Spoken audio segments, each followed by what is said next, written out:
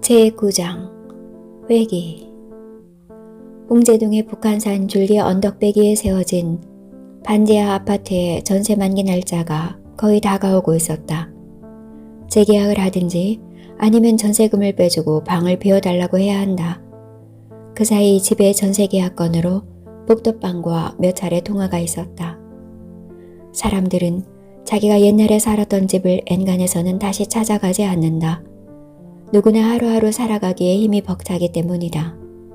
양희석이가 해리 자기를 다시 찾지 않으리라는 보장은 없다. 자기의 옛 집으로 다시 돌아가면 그와의 해우의 가능성도 없지 않을 것이다. 하지만 해리는 그런 일을 미리 상상하고 싶지 않았다. 그와의 인연은 끝난 것으로 치부되어 있었다. 되살리기 어려운 불씨라는 생각이다. 그런 일이 있으면 그것은 그때 가서 해결하면 된다는 생각이 들었다. 양희석과는 둘 사이에 난 아들도 있다. 그 아이가 자라났으면 아마도 5살은 넘었을 것이다. 그러면 어떤가? 좋은 일이다. 그러나 해리는 헤어진 사내들과의 사이에 태어난 아이들에 대해서 깊은 생각을 하지 않았다. 성장한 아이가 어린 자기를 버린 어미를 원망하고 받아주지 않는다면 어쩔 수 없는 일이고, 과거 허물을 덮고 자기를 어미로서 받아준다면 감사할 뿐이라는 생각이다. 그러나 어떤 아이에게도 붙잡힐 수 없다는 막연한 생각을 하는 해리였다. 이런 문제가 언젠가는 노정될 것을 각오하고 있었다. 철저히 숨어 살지 않는 한 자신의 존재는 언젠가는 이 세상에 드러날 것임을 예견하고 있었다. 전세를 살던 신혼부부는 더 살기를 바랐으나 해리는 방을 뺐다. 그리고 기사가 지방으로 이삿짐을 실어 나르기 위해 새벽에 집을 떠난 날 소리 없이 간단한 옷가지들과 책 보따리를 챙겨 조립주택을 벗어났다. 아무도 눈치채지 못했다. 그냥 잠시 바깥일을 보는 줄 알았지 그녀가 영영 경기도 광주집을 떠나리라고는 짐작도 할 수 없었다. 해리는 워낙 가진 짐이 적었다. 옷 보따리 하나와 책 보따리 하나가 전부였다. 그 보따리들도 결코 크지 않았다. 그 사이 책과 가재도구를 많이도 줄였다. 여행용 가방 2개로 충분했다. 잠시 친정에 다녀오겠다는 말을 누구도 의심하지 않았다. 그러나 그녀는 돌아오지 않았다. 하루, 이틀, 사흘이 흘렀으나 그녀는 돌아오지 않았다. 그녀의 아쉬움으로 기사는 풀이 죽고 그 좋아하는 노래도 부르지 않았다. 그리고 이삿짐 일도 나가지 않았다. 혹시나 하고 그녀가 돌아오기만을 기다렸다. 일주일이 흐른 후 그는 그녀를 포기하는 듯 했다. 그는 하염없이 눈물을 흘렸다. 그녀는 아버지의 유산으로 장만했던 홍제동의 반지하 15평 아파트로 돌아왔다. 돌아와 보니 자신의 현 주소가 바로 여기로 되어 있었다. 그래서 주소 이전을 할 필요도 없었다. 이제 40을 바라보는 나이가 되어 있는 자신을 돌아보니 왠지 모르게 살 날이 며칠 남지 않은 것 같은 생각이 들었다. 그럴 턱이 없었다. 40은 인생에 있어서 출발의 시간은 아니지만 종언의 시간은 결코 아니다. 해리는 이제 더는 남자에게 현혹되지 않으리라는 생각을 했다. 여한이 없을 정도로 매혹적인 남자들의 매력에 자신을 던져보았다. 그 결과 모든 것은 무로 돌아갔다. 자신이 건강한 여자이기에 서너 번 회임한 것 같은데 아이들이 어디로 가는지 알지 못한다. 아기를 낳은 어미로서 정말 못할 짓을 했다. 어찌 자신이 그것을 모르겠는가. 흔히들 사람들은 모성애는 타고난 것이며 그러기에 무조건적이라고 한다. 그렇다면 자신은 인간도 아니란 말인가? 그럴지도 모른다. 해리는 자신의 들끓는 영혼을 잠재우기 위해서 모든 것을 버리고 절반이 땅속으로 파묻힌 자신의 옛 집으로 돌아왔지만 오히려 영혼은 침잠을 몰랐다. 생각의 기능이 오히려 활성화하는 것 같았다. 인간 고유의 생각의 기능은 자동 터빈처럼 자율신경 스스로의 조작으로 제멋대로 돌아가는 것이다. 그래서 그녀는 자신 스스로 집을 수리하기로 결정했다. 몸을 움직이지 않으면 생각이 더욱 강하게 자신을 좀먹어 들어올 것 같았다. 을지로 방산시장에 가서 도배지와 장판지를 고르고 을지로 이가로 내려와서 페인트를 골랐다. 그리고 지저분해진 욕조에 바를 특수 페인트를 구입하였다. 마침 빈집이라 수리하기 좋았다. 가재도구가 없었기에 그대로 뜯고 바르고 설치하고 하면 되었다. 그녀는 혼자서 천천히 일을 시작했다. 꼭 집을 수리하기 위해서가 아니라 꽃빛 풀린 망아지처럼 마구 뛰는 자신의 영혼을 가라앉히기 위한 도배이기 때문에 천천히 일을 진행했다. 제일 곤란한 것이 천장에 도배지를 바르는 문제였다. 그녀는 머리를 썼다. 어떻게 해야 차질 없이 도배지를 천장에 바를 수 있을까? 그녀는 우선에 천장에 도배지를 바르기 위해서는 자신의 손이 천장에 닿게 할 정도로 자신의 몸을 끌어올릴 수 있는 받침대를 만들어야 한다고 생각했다. 식탁 위에 의자를 얹어 그 의자 위에서 천장에 도배지를 발랐다. 그것이 예상외로 힘이 들어 조금 일을 진척시켜 보니 전신에 땀이 절었다. 식탁 표면에 흠이 나지 않도록 의자의 4개 다리 끝을 헝겊으로 싸 발랐다. 벽면의 도배도 쉽지 않았다. 혼자서 해야 하기 때문이었다. 먼저 낡은 원래의 도배지를 깨끗이 제거하고 거기에다 새 도배지를 발랐다. 하나하나 정성껏 머리를 써서 했다.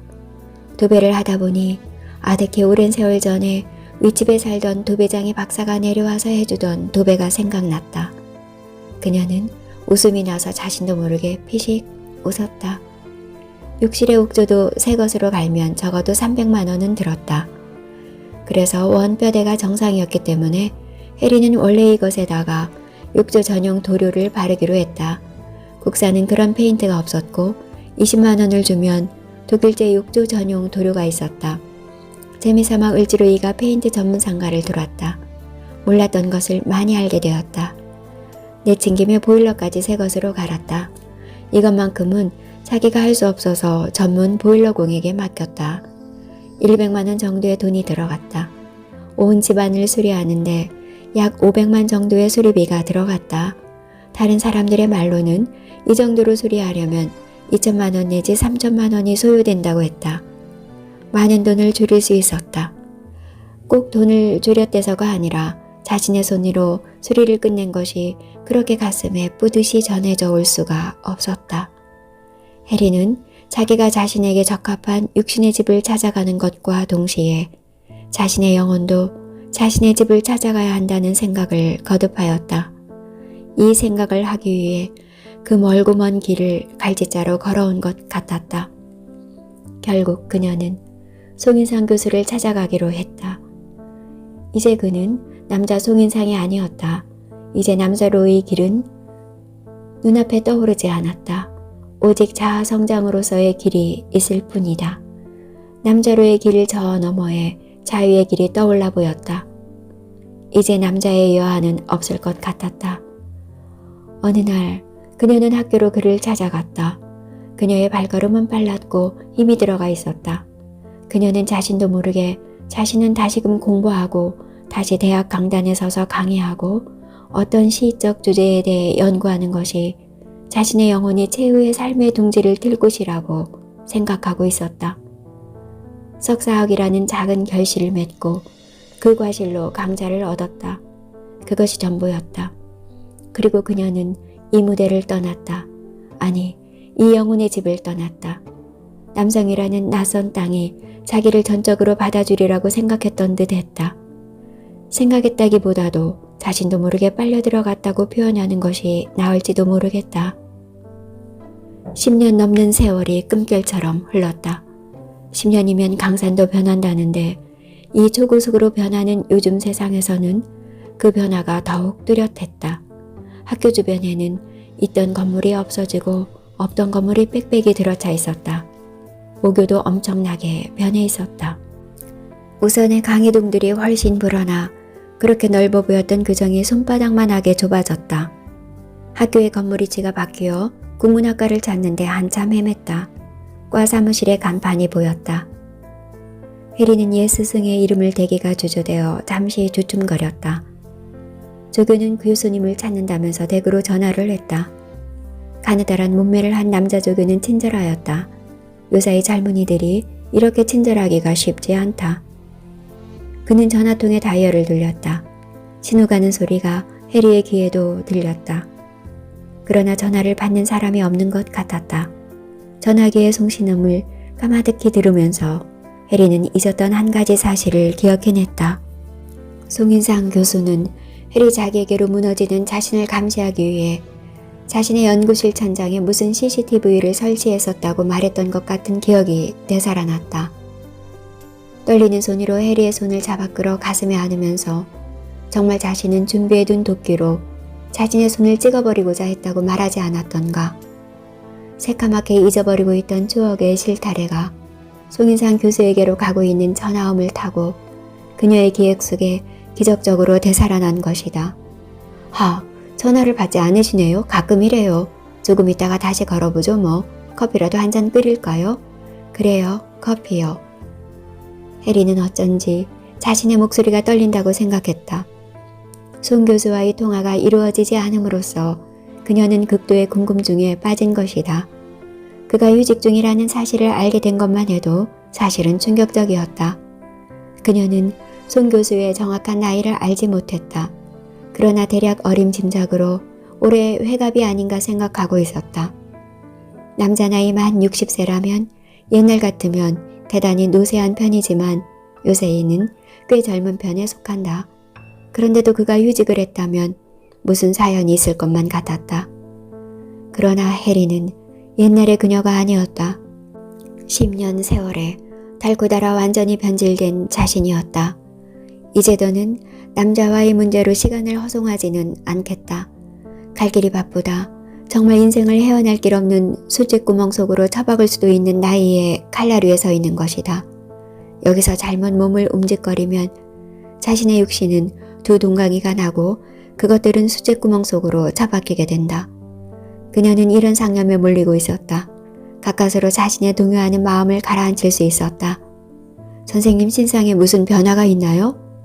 해리는 조교가 날라다 준 커피를 마시면서 지나가는 말투로 물어보았다. 글쎄요, 뭐라고 말씀드리기가 곤란합니다. 선생님의 개인적인 문제라서. 조교로서 물어보는 말입니다만 선생님을 만나보시려는 용건이 무엇입니까? 대학원 진학에 관한 것이에요. 그렇다면 만나보셔야겠네요. 선생님이 논문 지도를 맡으실지 모르겠어요. 석박사 논문 지도를 안 하신 지가 3년은 되었거든요. 논문 지도라고 말했는데도 선생님의 현황을 말하지 못하나요? 논문 지도건이라고 말씀하시니까 일단 한번 만나시라고 말할 수 있어요. 그렇지 않으면 면회 자체를 거부할 수밖에 없다는 말씀을 드리게 되는 거죠. 너무 부담을 가지시고 듣지 마세요. 선배님은 몇 학번이세요? 아마 98학번일 거예요. 대선배님이시네요. 저는 10학번이에요. 이필상이라고 합니다. 석사과정에 1학기가 있습니다. 선배님 중남이 혹시 이혜리? 어머, 어떻게 내 이름을? 학부에서 강의까지 하셨잖아요. 이 선배님 논문을 많이들 보고 인용까지 하고 있어요. 석사 논문이라 크게 클로즈업 되지는 않지만 논문질이 박사 논문 못지않다는 이야기를 하는 학생들이 많아요. 석사 논문 지도교수가 아마 송인상 교수였지요? 그래요. 박사과정에 등록하신 분이 있어요? 한 분 있어요. 지방대학에 계시는 분인데 2주일에 한 번씩 올라와서 강의를 듣습니다. 이 나이에 다시금 공부하겠다고 대학을 찾아온 자신이 부끄럽게 생각되기도 했다. 그러나 이제 그런 부끄러움 같은 것은 문제가 아니었다. 한 번 더 전화를 드려보는 게 어떨까요? 네, 그렇게 하죠 뭐. 그런데 사실 선생님께서 학교에 사직계를 낸 상태예요. 이런 말까지 외부인에게 할 필요는 없지만 선배님은 외부인이라고 할 수도 없기에 말씀드리는 거예요. 사직계를? 그만큼 건강에 좋지 않으세요. 그래도 학교에서는 선생님의 사직계를 받지 않으시고 휴직 처리하신 상태예요. 총장선이 아니고 이사장님 선에서 이루어진 일이라고 하대요. 교수님은 미안해서 휴직 중이시지만 가끔 특강을 하시고 계세요. 댁으로 직접 찾아가 뵙는 것이 도리일 것 같네요. 해리는 조교에게 더 이상 무슨 질문을 할 수 없다는 결론을 내렸다. 아마도 말로 표현할 수 없는 어떤 위기가 송 교수에게 닥쳐왔음에 틀림이 없는 듯했다. 그러나 지금 해리는 송 교수에게 아무런 관심도 없다고 말할 수 있다. 지금은 다만 자신의 문제, 즉 다시금 공부를 시작해보고 싶은 은근하면서도 절박한 자신의 마음을 상의해보고 싶고 그 대상자가 송 교수일 수밖에 없기 때문에 그를 만나려 하는 것이다. 한 30여 분을 걸었더니 아파트의 전경이 보였다. 언덕 위에 세워진 아파트의 모습이 옛날 그대로 드러났다. 그러나 왠지 모르게 지대가 낮아진 것 같았고 아파트가 자신의 뇌리에 박힌 영상보다 훨씬 작아 보였다. 주변에 거대한 아파트들이 마구 들어선 탓이려니 생각했다. 10여 년 전에 해리가 그때도 역시 그와 전화가 통화되지 않아 하고 이수기하고 같이 여기를 찾아온 기억이 났다. 자신과 헤어진 남자가 어디 한둘인가. 그 헤어지고 잊혀진 많은 기억을 밟고 그래도 자신은 자신의 모교로 돌아온 것이다. 그것이 그녀의 내면의 요구에 의한 것임은 두말할 필요가 없다. 하늘로 치솟아 있는 아파트의 이미지가 많이도 땅바닥으로 내려와 있는 것이 해리는 적이 놀라지 않을 수 없었다. 그녀는 조교가 건네준 아파트의 동호수를 찾아 경내를 돌아다녔다. 아파트의 여러 개의 동이 늘어선 높다란 대지 아래에 조성되어 있던 주차장은 자체를 감추었고 아파트의 뒷면에서가 아니라 옆으로 자동차가 진입하게 길이 나 있었다. 그리고 뻔질나게 차들이 진입하고 빠져나오곤 했다. 길은 그래도 널찍하니 잘 정비되어 있었고 인도가 그런 대로 갖추어져 있었다. 해리는 저쯤 아파트로 이어지는 길목에서 웬 사람이 뒤뚱거리면서 걸어오고 있는 것을 보았다. 주거율이라 그는 방한용 벙어지 같은 것을 쓰고 있었다. 중풍을 앓고 있는 것 같은 사람의 모습이었다. 두 사람은 서로를 지나쳤다.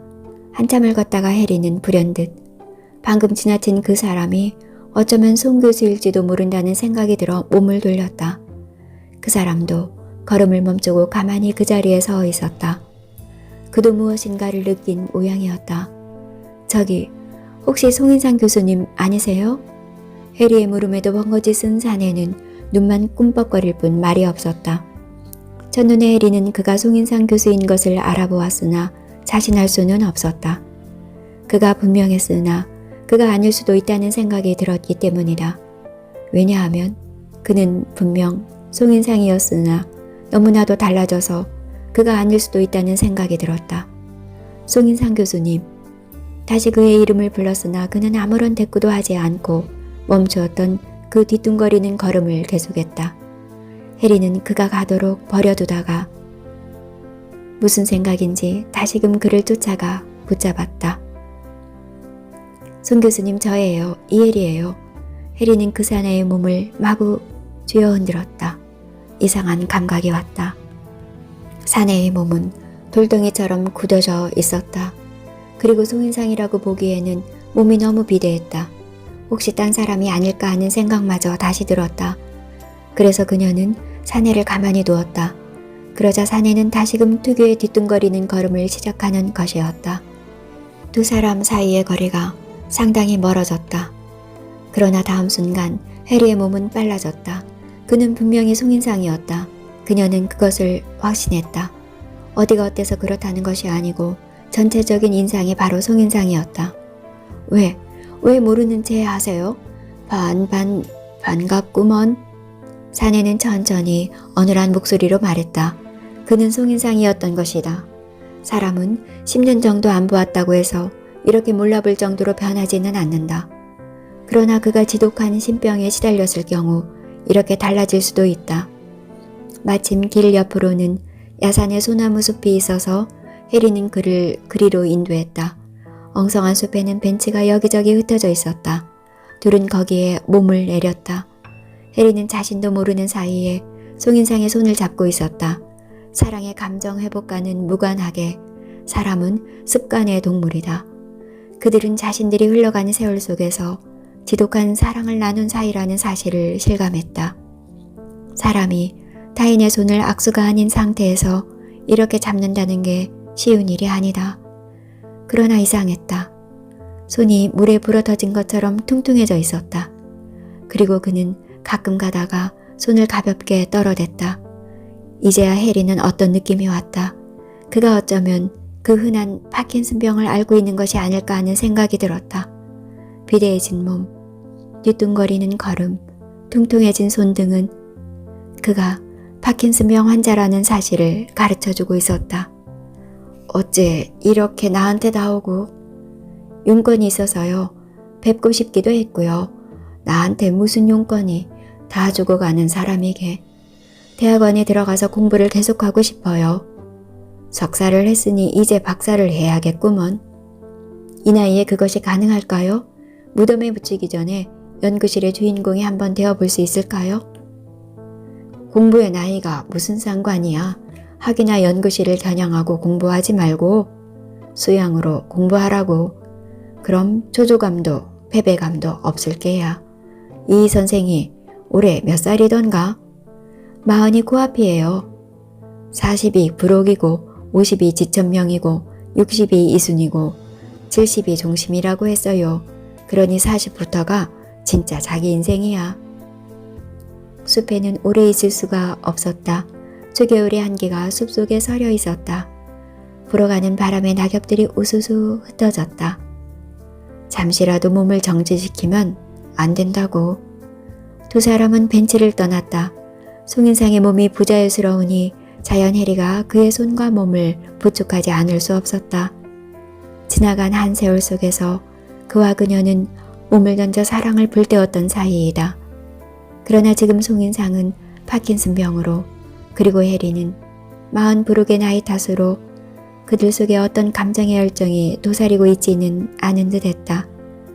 그들은 겉으로 보기에는 그저 무심덤덤한 듯했다. 한 30분 정도 걸어서 아파트로 돌아왔다. 지은 지 오래된 아파트라 지저분했다. 그러나 내부는 수리를 한 탓일까 그런대로 깨끗했다. 엘리베이터도 새 것으로 교체한 듯 했다. 15층 아파트의 송인상은 14층에 살고 있었다. 현관문의 다이얼을 누르는데 송인상은 고생을 했다. 손의 감각이 정상이 아니었다. 그러나 그는 도움받기를 거부했다. 다음번에 역시 자기 혼자 해야 하는 일이기 때문에 지금 혼자서 연습 겸 해야 한다는 것이었다. 조인종을 눌러 문을 따게 하지 않고 자신이 직접 현관문의 다이얼을 누르는 것으로 보아 집안에는 아무도 없는 것 같았다. 그러나 이상하게도 이 집은 어쩐지 집주인의 어떤 혈연이나 안주인의 재치나 정성이 전혀 느껴지지 않았다. 그것은 그야말로 물 바른 비단처럼 맥이 빠져있는 것 같은 느낌이었다. 알 수 없는 타인의 낯선 호흡과 냉랭한 재치가 감지되었다. 누가 이렇게 집단장을 해줬나요? 집이 하도 더러워서 집사람이 가고 나서 집골이 말이 아니었어. 그래서 대학원 학생들이 내가 약을 먹어도 몸이 풀리지 않는 날이 있어. 그런 날은 집에서 강의를 해요. 학생들이 집으로 와서 보고 너무 놀라서 도배를 하기 시작한 거야. 착하기도 하네요. 요즘 학생들이. 사람은 원래가 착하고 악하고가 반반이야. 이 아이들은 착한 편에 속하는 아이들이겠지. 학생들의 손만으로는 안 되는 것이 다 갖추어져 있네요. 누가 돌봐주시나요? 다 학생들이 했어요. 가끔 노모도 올라오시고. 그럼 나는 착한 편에 속해요? 악한 편에 속해요? 노모라니요? 강원도 어머님 말씀이세요? 그야 물론 착한 편에 속하지. 착해도 너무 착한 편에 속하지. 나는 언제부터인가 내 인생이 절망으로 빠져들기 시작하면서 해리가 찾아오리라는 암시를 받고 있었어. 그런데 나는 자네가 나를 찾아오려면 내 몸이 더 굳어지기 전에 이루어지기를 빌었어. 그래서 나는 학교에 사직서를 내면서도 소리지지 않기를 바랐고, 그리고 가끔 강의를 계속하고 있는 거야. 해리 양, 저기 보트에 스위치를 넣어 물을 끓이고 커피를 한 잔 다 주게나. 자네도 다 마시고 노모가 90을 넘으셨는데 아직도 고향 전지를 지키시면서 그런대로 견디시고 있어요. 네, 그런데 저보고 양이라니요. 양하고는 한참 멀어요. 침묵과 황혼이 가득한 이 방에서 옛 스승과 제자는 해우의 감각을 나누었다. 그들은 한때 연인이기도 했었다. 그러나 그 사실을 뚜렷하게 기억하고 말로 표현하는 사람은 없었다. 다만 한 번 살았던 집으로 되돌아온 것 같은 푸근함이 있었다. 사랑이 인간의 감정 중에 가장 짙은 골을 가지고 있다고 하지만 그것이 그러기 위해서는 어쩐지 우정으로 승화되지 않으면 안 될 것 같은 생각이 들었다. 일테면 그것은 되돌아본 불 꺼진 옛집이었다. 지금 그들은 연인다운 감정을 전혀 가지고 있지 않았다. 그들은 서로를 부둥켜 안지도 않았고 연인들의 전매 특허인 키스도 하지 않았다. 연인의 손을 연정에 이끌려 끌어잡은 것이 아니라 온전치 못한 병자를 부축하기 위해 잡았을 뿐이었다. 해리는 송인상의 요청대로 커피를 끓여왔다. 가슴이 설레긴 했어도 역시 뜨거워지지는 않았다. 그것으로 끝이었다. 40이라 한창 좋은 나이 때지. 공부하기 딱 좋은 나이야. 어머, 이 나이에도 공부할 수 있다고요? 정말 감사해요. 그럼 대학원 박사과정에 응시해도 될까요? 물론이지. 어느 정도의 논문을 써내느냐 하는 것은 자네의 실력이 말하겠지만 50살이 넘어서 박사과정에 들어오는 사람도 있어. 나이 때문에 공부하지 못하는 법은 없어. 혹시 제가 박사과정 시험에 붙으면 저의 논문을 지도해 주시겠어요? 이 사람 성질도 급하네. 그거야 다음의 일이지. 자네 아이는 몇인가? 저는 결혼을 하지 못했어요. 그래서 아이가 없어요. 아니, 내가 실수를 했어. 더 이상 묻지 않겠네. 대답하지 않아도 돼. 감사해요. 지나간 것을 생각하기에는 제가 지금 너무 이 순간의 절실한 느낌에 빠져 있어요. 이것을 말로 표현하면 지금 이 순간이 너무나 빨리 흘러가고 있다는 절실한 느낌이에요. 그래서 정말 과거나 미래를 생각할 겨를이 없어요. 사랑은 불꽃과도 같은 성격을 가지고 있다. 한번 불이 붙으면 활활 타오르지만 한번 꺼져버리면 좀처럼 다시 점화하기 어렵다. 재점화에 성공하더라도 처음처럼 세차게 불꽃이 오르지 않는다. 그러나 인간의 감정은 자연 발생적이다. 어떤 감정이 자신의 내면에 생긴다고 해도 무슨 이론적인 이유가 있어서가 아니다. 그것은 우연히 자연 발생적으로 생기는 것이다. 송인상은 절망적인 신체적인 조건에도 불구하고 무슨 뚜렷한 지향점도 없이 그의 영혼 속에는 해리의 출현이 가져다주는 알 수 없는 희망과 용기에 희미한 연기가 피어오르는 것이었다. 그는 자신도 모르게 자신의 내면 속에서 나는 살고 싶다라는 절규의 함성이 피어오르고 있음을 느낄 수 있었다. 내가 논문 지도를 할 수 있을지 모르겠어. 이 몸을 하고서. 송인상 교수의 이 말에 해리는 무슨 대꾸를 할 수 없었다. 조교의 말에 의하면 그는 지금 사직서를 낸 상태라고 하지 않는가. 대학 당국이 이것의 수리를 미루고 있을 뿐이라고 하지 않은가. 대학 당국이라지만 결국 총장을 가리킨다. 대학에 따라서는 드물게 재단 이사장이 교수의 인사권에 관여하는 경우도 있다. 대학 사회에는 아직까지 이런 미풍양속이 조금은 남아있다. 국립이나 공립 등 법비에 의해서 학교가 운영되는 대학에서는 어려운 일이다. 그래도 개인의 사정, 학교 발전의 기여도, 사회적 평판, 학자로서의 평가 등을 두루 감안하는 사립대학의 경우에는 대학 총장의 학사 결재를 넘어서 재단 측의 나름대로의 판단에 의해 이러한 경우가 있을 수 있다. 재단 측이라 하지만 결국 대학을 경영하는 재단 이사장만이 할 수 있는 선택이다. 하지만 사립대학도 학교 나름이다. 철저하게 경영 위주로 대학을 운영하는 사립대학에서는 어려운 일이다. 식사는 어떻게 해 드세요? 파출부 할머니가 다 잘해주고 있어요. 동사무소에서 일주일에 하루씩 독거노인 보호요원이 나와서 이것저것을 돌봐주기도 해요. 송인상 교수가 그 몸을 하고서도 논문 지도를 해주겠다고 응낙한 것은 기적이었다. 과연 그것이 가능한 일일까? 일반적으로 널리 알려진 파킨슨병의 지속기간은 대략 10년으로 보는 것 같다. 경우에 따라서는 5년을 못 넘기는 수도 있다. 벌써 송인상 교수가 이 병을 앓기 시작한 것이 5년 정도 되었다고 하니 그의 여생을 5년으로 보는 것이 타당할 것 같았다. 학위를 받기 위한 연구자의 연구 생활이란 논문 지도 교수와 불가분의 관계를 가지게 된다. 논문 작성은 그의 절대적인 영향하에 진행되는 것이다. 그의 지도가 없으면 논문다운 논문을 작성하기가 사실상 어렵다.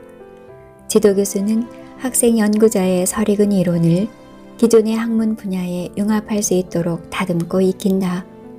아무리 독창적인 논문이라고 하더라도 기존의 논문과 완전히 무관한 논문이란 있을 수 없다. 해가 바뀌어 그녀는 모교대학원 박사과정에 응시했다. 시험을 치러 갔을 때 그녀는 상당히 놀랐다. 면접위원으로 송 교수가 자리에 앉아 있었기 때문이다.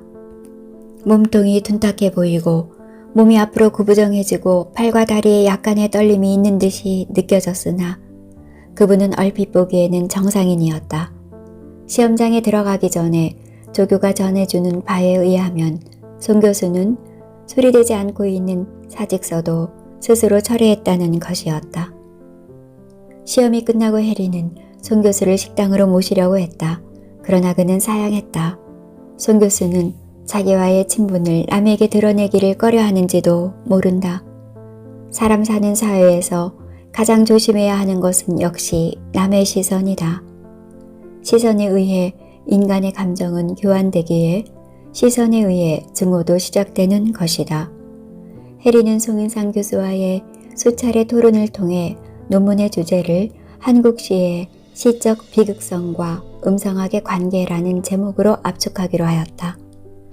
한국시의 특징의 하나가 역대 한국 시인들이 발표한 시편들의 주제가 상당한 부분 개인적이든 민족적이든 어떤 비극성을 노래하고 있다는 생각이다.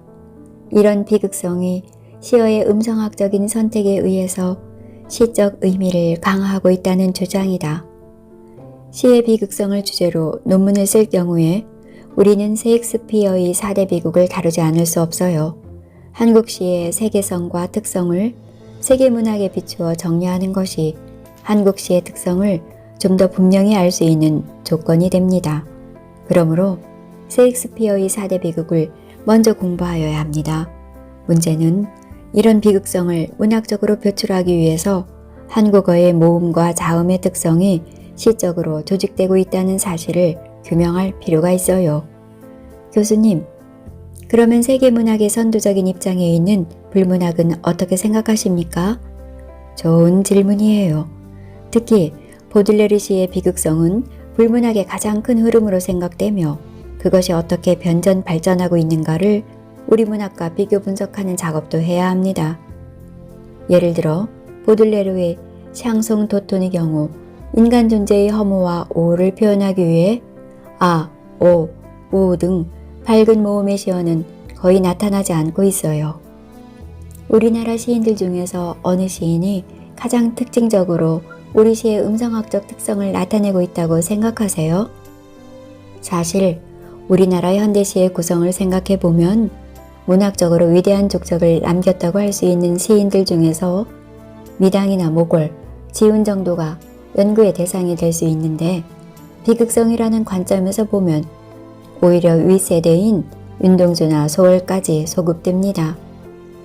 우리가 논문으로 구성하려는 것이 이런 분들을 모두 포함하는 한국시의 특징인 비극성을 밝혀보자는 것이니 전부 아울러 공부해야 합니다.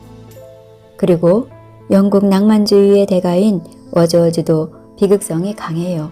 요절한 기치도 마찬가지이고 여기에 게테를 비롯하여 힐더린, 이어서 20세기의 릴케 등 독일 시인들의 시들도 포함해서 연구해야 합니다. 연구의 아웃라인과 스케줄을 짜서 제출해 주세요. 그것을 분명히 정립하지 않으면 범위가 너무 넓어서 큰 고생만 하고 소기의 목적을 달성하지 못할 가능성이 있어요. 우리나라 시인만을 연구해서는 그 특징을 분명히 파악할 수 없다는 것이 나의 생각입니다. 외국 시인들의 시는 번역으로 읽어도 될까요? 그것은 절대 안 돼요. 시의 생명이 무엇입니까? 운율입니다. 번역본은 그 시의 생명이라고 할 수 있는 운율을 알 수 없어요. 외국 시는 절대적으로 원문으로 읽어야 합니다. 이 선생은 영어와 불어는 어느 정도 하고 독일어도 번역본을 대조하는 경우 원문시를 읽을 수 있을 정도가 되지 않아요? 석사 논문 쓸 때는 가능했던 기억이 있는데 하도 오래 하지 않아서 자신이 없어요. 누가 외국어에 자신을 가질 수 있어요? 모국어 아닌 이상 외국어에 자신이라는 것은 없습니다. 하지만 시의 운율 정도를 살필 수 있는 지식은 가능합니다. 번역문을 가지고는 절대 이 논문을 쓸 수 없어요. 명심하세요. 송인상 교수의 학자로서의 드높은 성과가 어디서 오는지를 알만했다. 그는 성실한 실온 교수이자 뛰어난 시인이었다. 오히려 그의 시인으로서의 성과는 학자로서의 성과에 의해 할애되는 듯한 묘한 구석이 있었다. 송인상 교수는 시의 비극성을 한국 시의 기본적인 서정이라고 보고 있었다. 이것은 보들레르가 형 이상학적인 인간의 존재론적인 절망에서 피를 토하듯이 읊은 시적 비극성과 대비가 된다. 보들레르가 문밖 정원에서 빗방울 듣는 소리를 듣고 자신의 시신이 잠긴 관에 못질하는 소리로 듣는 비극성은 모거렛이 나그네가 가지는 고독한 영혼의 방황에서 기인하는 비극적인 서정과는 궤를 달리하는 것이다. 이것이 송인상 교수가 해리에게 요구하는 핵심적인 이론의 기저였다. 강나루 건너 밀밭길을 구름 위에 달 가듯이 가는 나그네. 이 시구 속에는 고독한 영혼의 방황의 발길은 있으되 가슴을 흔드는 인간 존재의 우울은 없다. 해리는 강좌에 열심히 참석하여 공부하는 한편 자신의 논문 준비에 착수하였다. 논문 진행을 점검받기 위해 매주 한 번씩 송인상 교수와 대면을 해야만 했다. 송인상 교수는 학문에 깊이가 있다는 소문이 학내에 쫙 퍼져 있지만 과연 하는 소리가 저절로 나올 정도로 그는 정확하고도 깊이 있는 조언을 하여 연구자들을 놀라게 했다. 국내 시인들은 물론이고 서구의 시인들 그리고 중국 시인들의 시까지도 정확하게 기억하고 있기가 보통이었으며 각각 시들의 운율과 그것이 이룩하는 리듬에 대해서 기타 넘는 자신의 의견을 제시하였다. 그의 조언과 강의를 듣고 있으면 아 하는 탄성이 저절로 튀어나왔다. 그것은 정확하였고 그의 나름대로의 해석이 저절로 탄성을 발하게 했다. 해리는 그의 강의를 좀 더 정확히 듣고 이해하기 위해 영어와 불어 그리고 독일어와 중국어를 공부하기 시작했다. 영문학과, 불문학과, 그리고 동문학과, 중문학과의 강의를 교수들의 양해하에 청강하기 시작했다. 사실 상당히 어려웠지만 실제에 들어가서는 재미있기도 했다. 어렵다고 지레짐작으로 덤벼들지 못하는 것이 오히려 어리석다는 생각이 들었다. 자네 교수들 사이에 소문이 자자하더구만. 나이 든 여자가 별별 공부를 다 한다고 흉을 보겠지요. 아니야. 중문학과 증 교수는 자네의 중국어 실력 향상을 위해 자기 대학인 무한대학에 전면 장학생으로 초청할 의사가 있음을 밝혔어요. 과분한 말씀입니다. 아직은. 중국 사람들 허언을 하지 않아요. 쉽게 인간관계를 맺기는 어렵지만 한번 맺으면 변하지 않은 것이 중국 사람들이요. 생각을 한번 해보세요. 박사학위 쉽게 쓰면 아무런 가치가 없습니다. 제대로 써야 합니다. 박사학위 한 사람 학자의 얼굴입니다. 네, 감사합니다. 해리는 새로이 전개되는 자신의 일생에 긴장되는 마음으로 임하고 있었다. 이제는 늙어가는 일만 남았다고 알았는데 자기에게는 아직도 인생의 여명이 사라지지 않았다는 사실을 확인하고 있었다. 인간에게 있어서 여명은 죽는 순간까지 존재하는지도 모른다는 생각마저 들었다. 나의 생각인데 우리나라 각 대학에서 시연구 논문들이 대부분 서양시 연구로 일관하고 있어요. 하지만 사실상 우리나라 시인들의 시문에는 중국시의 영향이 가장 크다고 봅니다. 무엇보다도 시심이 비슷해요. 그러나 우리나라 사람들은 중국시의 운율이라든가 시어의 국명과 그것을 통한 연상 등 시어의 이론적이고 감상적인 문자적 해석에 치중하고 있어요. 이런 경향을 중국시의 음성적이고도 음향적인 차원으로 끌어올리자는 게 나의 생각입니다. 이것을 단번에 한 사람의 연구자로서 효과를 볼 수는 없겠지만 시도는 해보아야 합니다. 해리가 한번 해보세요. 네. 한 학기가 지나고 나서 해리는 여름방학에 고향 무안으로 귀국하는 증 교수를 따라서 무안대학 중국어 기초반에 등록하기로 하고 출국하였다. 해리는 증 교수의 노력으로 얻기 어려운 1인 1실의 기숙사를 얻었다. 1인 1실이라 하지만 부엌과 화장실은 공동 사용이라 그리 정결한 분위기는 아니다. 하지만 침실과 목욕실은 독립되어 있어서 여성인 해리에게는 크게 편리하였다. 무안대학은 중국에서 가장 유명하고 교육시설이 좋은 10개 대학에 들어간다. 워낙 넓어서 대학 군회를 다 돌아보는 데만 일주일이 조이 걸린다. 개교 120년을 맞는 무안대학교는 오랜 역사 탓으로 강의동도 고전적인 전통 중국식 건물이 있는가 하면 초현대식 건물도 즐비하다. 무안시는 양자강의 중류에 위치하고 있어서 드넓은 중국 대륙의 한 복판쯤에 자리 잡고 있다. 그래서 스촨성의 청두나 산시정의 시안을 비행기로 충분히 하루 만에 다녀올 수 있다. 증 교수는 대학 생활의 편의만을 챙겨주는 것이 아니었다. 그는 무안 인근에서 가장 유명한 관광지인 동정호 호반에 위치한 적벽전 예터로 자신의 차를 운전하여 해리를 데려가 주기도 했다. 동정호의 끝없는 수면은 바다와 조금도 다르지 않았다. 호수인데도 수평선이 바다의 그것이었다. 무안에서 남쪽으로 그리 멀지 않은 장사도 자신의 차로 관광을 시켜주었다. 여기에는 모택동 주석의 생가가 있었다. 무안에서 장사까지는 승용차로 왕복 10시간 정도 걸리는 먼 거리였으나 증 교수는 흐트러짐 없이 정중하게 해리를 인도했다. 증 교수는 공산당 정권이 표문자인 중국어를 간체자로 표기하도록 한 것에 불만을 가지고 있었다. 간체는 중국어 고유의 한자가 아니라고 말했다. 그러나 오히려 한국이나 일본, 홍콩, 대만에서 정통 한자인 번체자가 그대로 쓰이고 있는 것에 그는 큰 호감을 가지고 있었다. 그가 한국의 수도인 서울에 교환곳으로 온 것도 그의 이런 생각이 주요한 것이었다. 8월 말에 서울로 돌아갔던 증 교수가 9월 중순경에 무안대학으로 돌아왔다. 서울에서의 자기 광자가 학과 사정으로 취소되었다고만 했다. 증 교수는 언제나 신중한 자세에 은은한 미소를 머금고 있어서 한마디로 말해 기분 좋은 사람이었다. 그를 만나면 왠지 기분이 좋아졌다. 그는 가끔 가다가 꽤 값나가는 선물을 그녀에게 주었다. 언젠가 한 번은 당나라 시절 황녀가 끼던 것이라고 하면서 황금 목걸이를 선물하였다. 이것은 개인이 소장하고 있어서 그렇지 국보급에 속하는 귀중한 물건이었다. 이렇게 귀중한 물건을 선물하시다니 받을 수가 없네요. 국가적인 귀중품인 것은 확실하지만 우리 가족이 개인적으로 소유하는 것이 인정된 것입니다. 이것을 내가 누구에게 선물하는 것이 국가에서 허락되었습니다. 그러나 다음의 소유자의 인적사항이 보고되어야 합니다.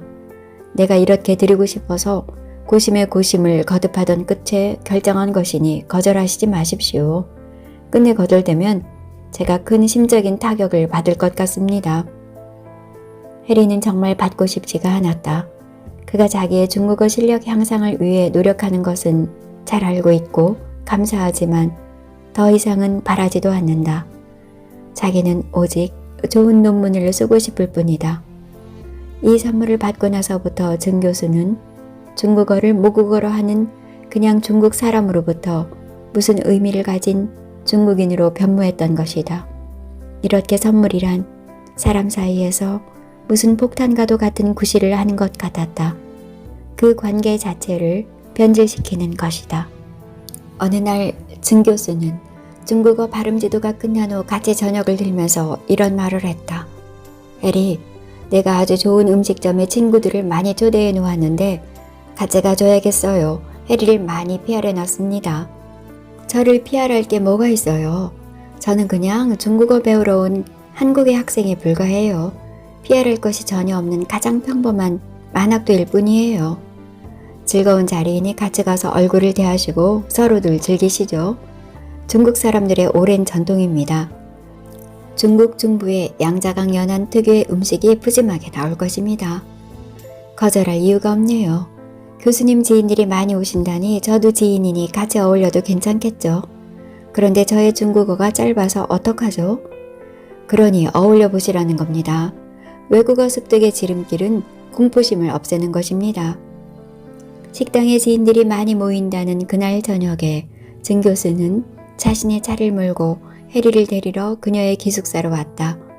무한신의 한복판 번화가에 그 거대한 청천 반점은 자리 잡고 있었다. 무한은 인구 1000만이 넘는 거대 도시이다. 북경이나 상하이만큼 한국인들에게 잘 알려져 있지 않을 뿐이다.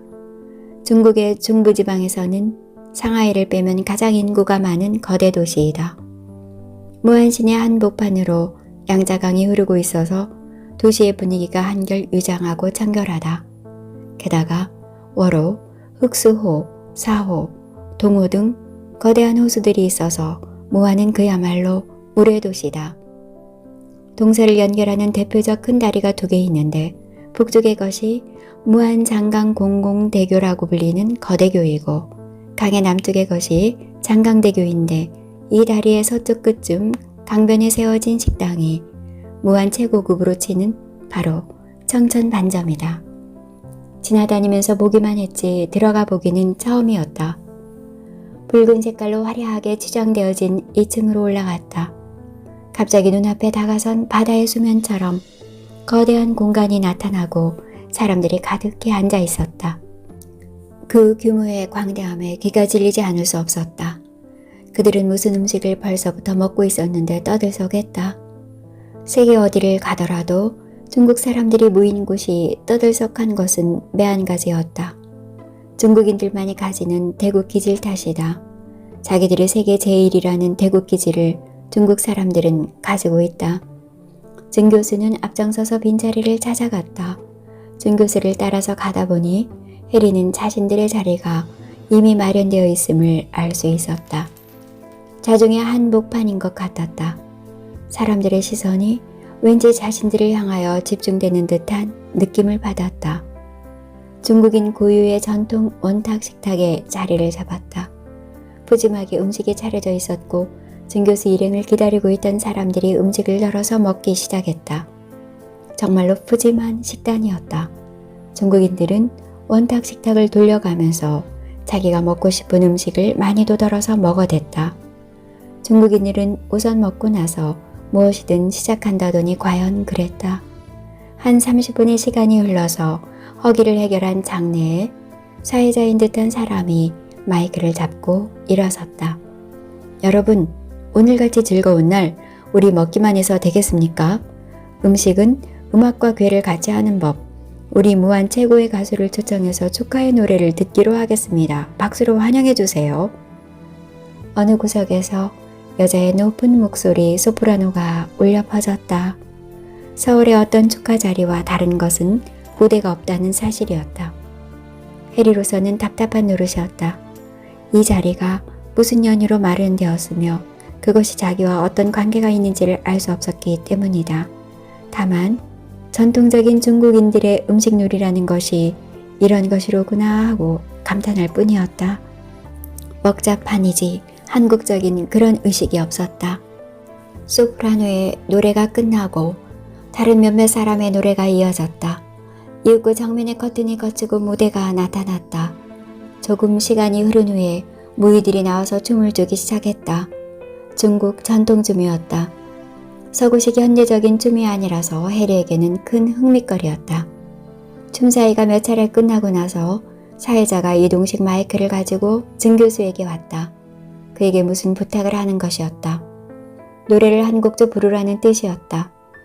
증 교수는 무대로 나가지도 않고 서서 중국어로 노래를 하나 불렀다.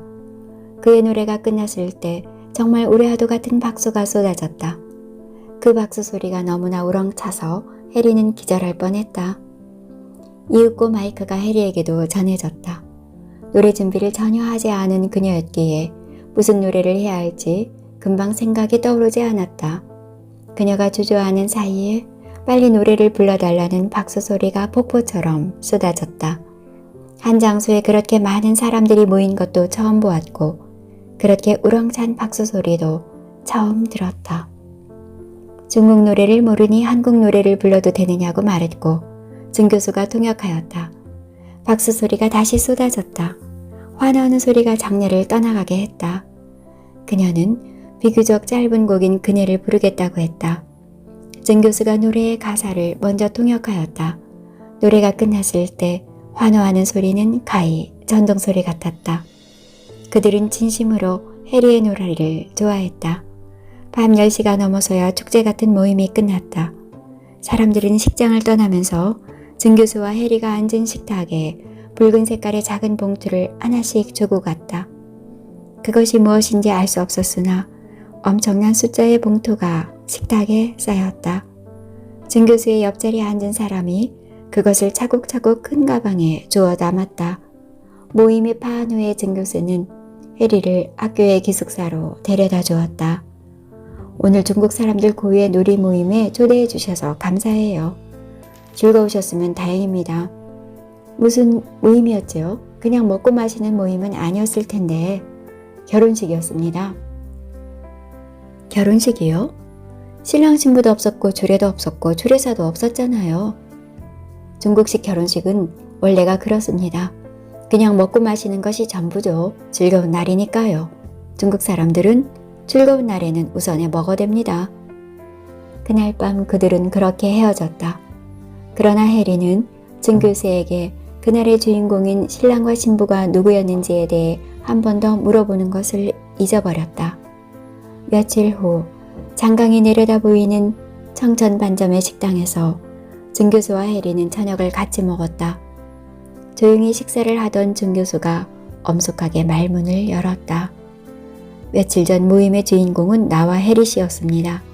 확실히 모르시는 것 같았습니다.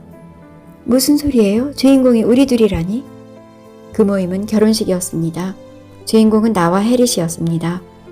무슨 말씀이세요? 그럼 우리 둘이 결혼을 했다는 말씀이신가요? 그런 셈이지요. 주례도 없었고 주례사도 없었고 청혼도 없었고 나의 동의도 없었고 말이 안 되네요. 너무 놀라지 마십시오. 제가 결혼을 강요하는 것은 절대 아닙니다. 저의 청혼은 납체로 허락을 받은 것입니다. 당나라 황녀의 목걸이가 바로 납체였고 해리 씨가 그것을 받아두었습니다. 중국에서는 그것을 결혼의 허락으로 봅니다. 베이징이나 상하이와 달리 여기 양쯔강 연안은 중국 고래의 풍습이 많이 남아 있습니다. 납체를 돌려주지 않은 것을 결혼의 허락으로 봅니다. 그리고 식장에서 해리 씨가 사회자의 마이크를 받아서 노래를 부른 것을 결혼식의 동의로 보는 것입니다. 해리 씨를 너무나 아름답게 보았기 때문에 별 자신이 없는 제가 해리 씨 눈치만 보면서 일을 진행시킨 결과였습니다. 뭔가 수상스러운 낌새를 느끼기는 했으나 일이 이렇게 되리라고는 꿈에도 생각한 적이 없는 해리였다. 나에게 결정적인 용기를 준 것은 나의 위로 46대 조상인 당제국의 황녀 할머니가 남긴 가보를 해리 씨에게 주었을 때 끝까지 거절하시지 않았을 뿐 아니라 자주 그걸 목에 걸고 다니셨고 결정적으로 음식점 축가 모임에 오셨을 때에도 그것을 목에 걸고 있었다는 사실입니다. 이것보다 더 확실한 의사표시가 어디에 있겠습니까? 중국에서는 막상 축하의식은 화려하게 식당에서 벌어져 먹고 마시고 노래 부르면서 하루를 즐기지만 중국 고래의 전통 혼례의식인 융례에 의해 침묵 속에서 진행되는 습관이 조금은 남아 있습니다. 모든 결혼이 연애에 의해서 이루어질 수는 없는 법입니다. 납체가 되돌아오지 않으면 혼담의 성공을 의미합니다. 융례라니요? 중국 최고대 국가인 서주시대부터 있어왔던 중국의 확고부동한 결혼제도입니다. 나도 그 절차를 확실하게는 모릅니다만 아는 대로 말씀드리면 납체, 문명, 납길, 납회, 청기, 친형의 6단계를 말합니다. 주나라에서 엄격히 실시되다가 한나라에 와서 결혼예법으로 고착화되었습니다. 6단계가 무엇을 말하는지는 나도 잘 모릅니다. 다만 확실한 것은 납체란 구원의 선물을 중신아비를 통해 신부댁에 보내는 것을 말합니다. 다시 말하면 구애하니 동의하시면 선물을 받으시고 거절하신다면 선물을 돌려보내 주십시오 하는 것입니다. 해리는 기가 차서 할 말을 잃어버렸다. 심하게 사기를 당한 것 같기도 했고 아니면 어떤 정중한 인간 포위 작전에 자기도 모르게 함몰된 것 같기도 했다. 중국이라는 거대한 나라의 비위 속으로 자신도 모르게 빠져든 것 같았다. 점잖아 보이고 정중하기 짝이 없으며 언제나 얼굴 가득히 선의의 웃음을 머금고 있는 증 교수가 새롭게 보이는 것이었다. 도대체 어떤 사내일까? 당나라 이시왕실의 황녀로 시집가신 나의 46대조 할머니가 남기신 목걸이를 나의 납체로 올렸습니다.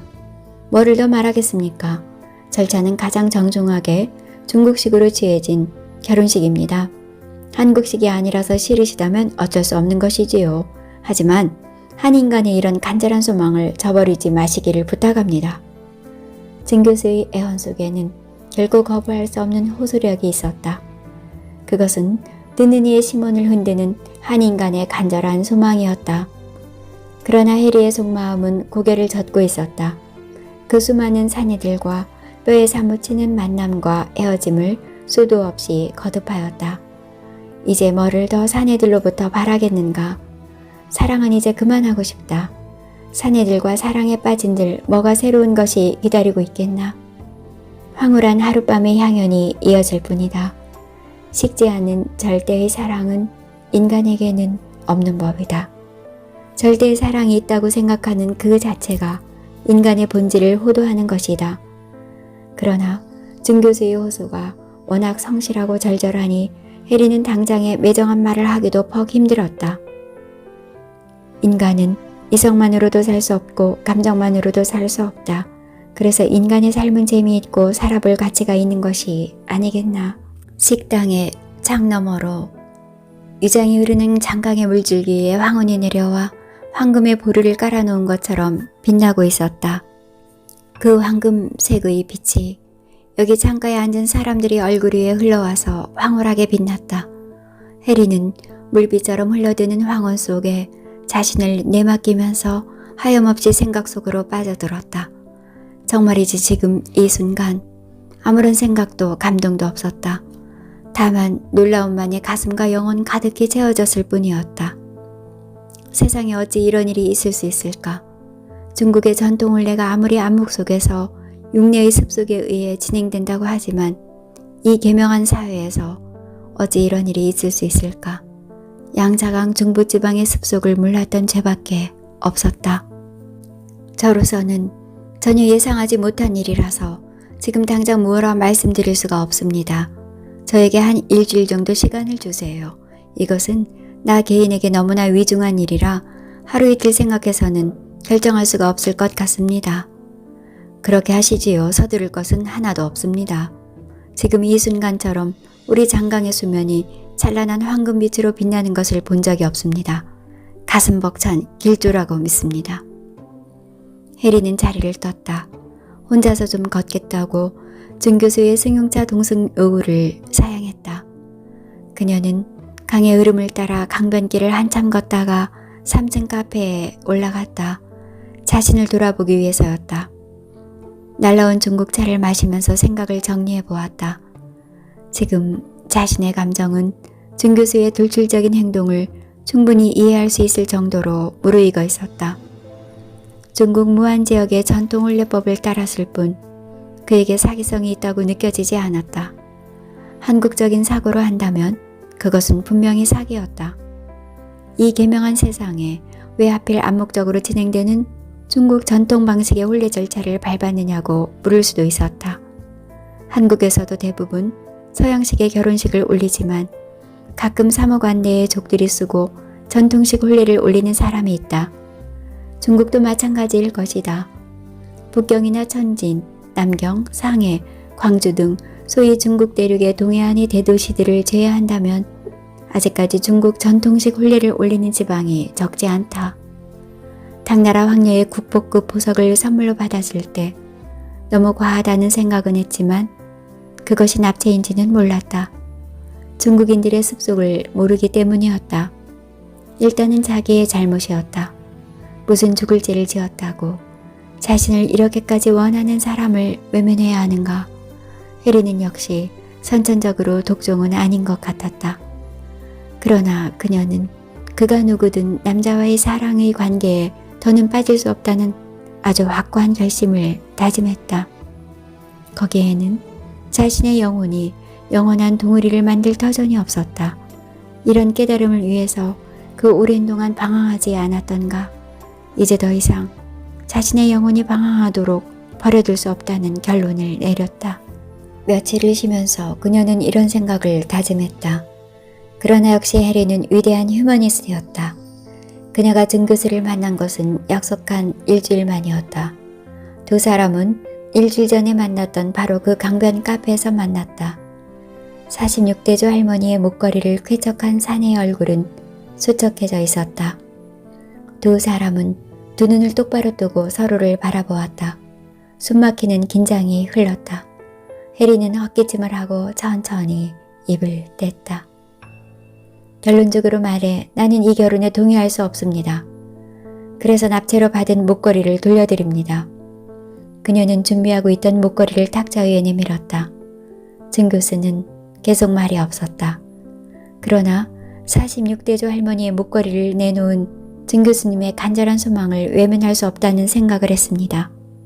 제발. 증 교수는 침을 꼴깍 넘기면서 해리를 쳐다보았다. 신라 같은 희망의 불씨가 살아난 것이다. 이제 중국어 연수 날짜가 한 달 남았습니다. 한 달 벌써.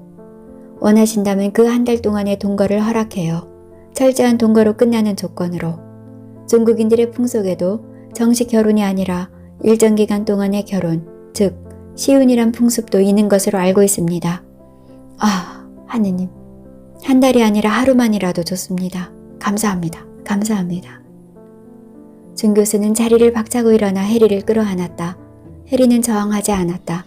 실내의 다른 손님들은 못 본 채 했다. 한 달간의 준 교수와의 동거가 끝나고 두 사람은 같은 비행기를 타고 서울로 돌아왔다. 한 달간의 동거 약속이 끝났을 때 남자로부터 돌아오는 해리의 모습은 바로 조금 전까지 맨몸을 비비며 같은 침대에서 사랑을 나누었던 여자라고는 도저히 생각할 수 없는 차가운 얼음덩어리로 변해 있었다. 그녀는 결코 차갑게 식어서가 아니었다. 그녀만큼 풍부한 인간미를 가진 여자는 드물 것이다. 경우에 따라서는 자기가 가진 것을 조금도 아까워하지 않고 쾌척해버리는 것이 해리의 기질이다. 자기 이름으로 등기되어 있는 호가 20억짜리 정릉집을 동생 동철에게 두 말 안고 줘버린 행위도 같은 맥락인지 모른다. 자기의 사랑을 갈구하는 못 사내들에게 자신의 몸을 던져버린 지난 10년 세월도 같은 맥락이 아니었을까. 그러나 지금 그녀는 자신의 눈앞을 너무나 빠르게 지나가는 시간의 버스를 놓쳐서는 안 된다는 생각에 꽉 잡혀 있었다. 한번 지나가면 다시는 돌아오지 않는 버스이다. 이 버스를 타지 않으면 자신은 이제 영영 자신의 영혼이 살 수 있는 집을 놓치게 된다는 무서운 강박관념에 사로잡혀 있었다. 인천행 비행기 안에서 해리는 증 교수의 옆자리를 사양하고 비어있는 다른 자리를 잡아 앉았다. 그와의 결별을 공식으로 실천한 것이다. 다음 해 봄. 해리가 복학했을 때 그녀는 자신의 논문에 대해서 상당히 진척한 상태였다. 학기마다 따야 하는 학점은 그녀에게 거의 부담이 되지 않았다. 그녀는 강좌에 열심히 출석하는 일방, 집중적으로 자신의 논문의 심화를 위해 책을 읽고 자료를 수집하였다. 자신의 중국어가 완벽할 수는 없지만 무안에서의 공부가 상당한 도움을 주었다. 그녀는 준 교수와의 일체 만남을 거부했다. 그리고 송 교수와도 강좌에서 만나고 논문의 진척에 대해 상의하는 것 외에는 그를 사적으로 만나지 않았다. 그러나 송인상의 병세가 나날이 나빠지는 것이 눈에 띌 정도였다. 그가 무슨 이유로 기왕에 제출했던 사직서를 회수하고 다시금 강의를 재개했는지는 확실히 모른다. 다만 그의 건강이 호전되었기 때문이 아닌 것만은 확실하다. 파킨슨병에서 병세의 호전이란 기대하기 어렵다. 다만 병세의 악화가 잠시 멈추는 경우는 있을 수 있다. 해리가 흔히 떠도는 소문을 듣고 파킨슨병에 신묘한 효력을 보인다는 홍삼을 다량 사가지고 그의 집으로 찾아갔다. 그는 묘한 목소리로 그녀의 방문을 크게 반겼다. 그러나 그의 얼굴이 경직되어 그 표정은 읽을 수 없었다. 그렇게 들어서 그런지 그는 조금은 동물스런 고함을 치면서 그녀를 반겼다. 그는 용감하게 그녀를 반겼으나 해리가 보기로는 그것은 깊은 신병을 앓는 중증 환자의 과장된 동작 이상은 아니었다. 어쩐지 그의 얼굴에는 섬세하고 인간다운 표정은 사라지고 대패로 밀어버린 듯한 나무판 같은 밋밋한 표정만이 가득히 처발라져 있었다. 홍삼이 이 병에 좋다는 말은 나도 들었어. 제가 늦었어요. 지금 당장 끓여드릴게요. 온밤, 내일, 온종일 식혀서 드세요. 당장의 효과가 있을지도 모르죠. 아니야. 적어도 석 달은 마셔야 한대. 그래야 조금 효과가 있다고 하더군. 먹어보지 뭐. 대한민국 홍삼을 전부 사다 드릴 터니 쉬지 마시고 드세요. 송인상은 해리가 사다주는 홍삼을 먹고 약간은 도움을 받는 것 같았으나 역시 근본적인 치료는 되지 못했다. 그의 여름방학을 앞두고 송인상 교수는 스웨덴으로 의료여행을 하는 것이 어떠냐는 권고를 주치의로부터 받았다. 스웨덴 스톡홀름 의과대학 신경과의 어느 교수가 파킨슨병에 획기적인 수술요법을 개발하여 상당한 효과를 보인다는 논문이 계속 학술지에 보고되고 있다는 것이었다. 사실 그때까지 병원의 파킨슨병 치료란 천편일률적이었다. 즉, 시상하부에 도파민 소실이 병의 원인이라는 사실에는 학계의 의견이 일치하고 있었다. 그러나 이 도파민의 소실을 막을 방법을 모르고 있는 수준이었다. 그래서 의학계에서는 체내에서 대사되어 도파민으로 바뀌는 레보토파라는 물질을 환자에게 투여하여 소실되는 도파민의 양을 보충하는 수법을 사용하고 있었다.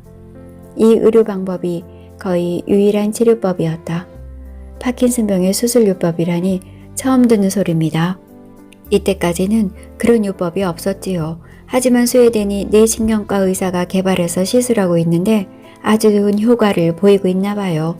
학술지에 계속 보고되고 있어요.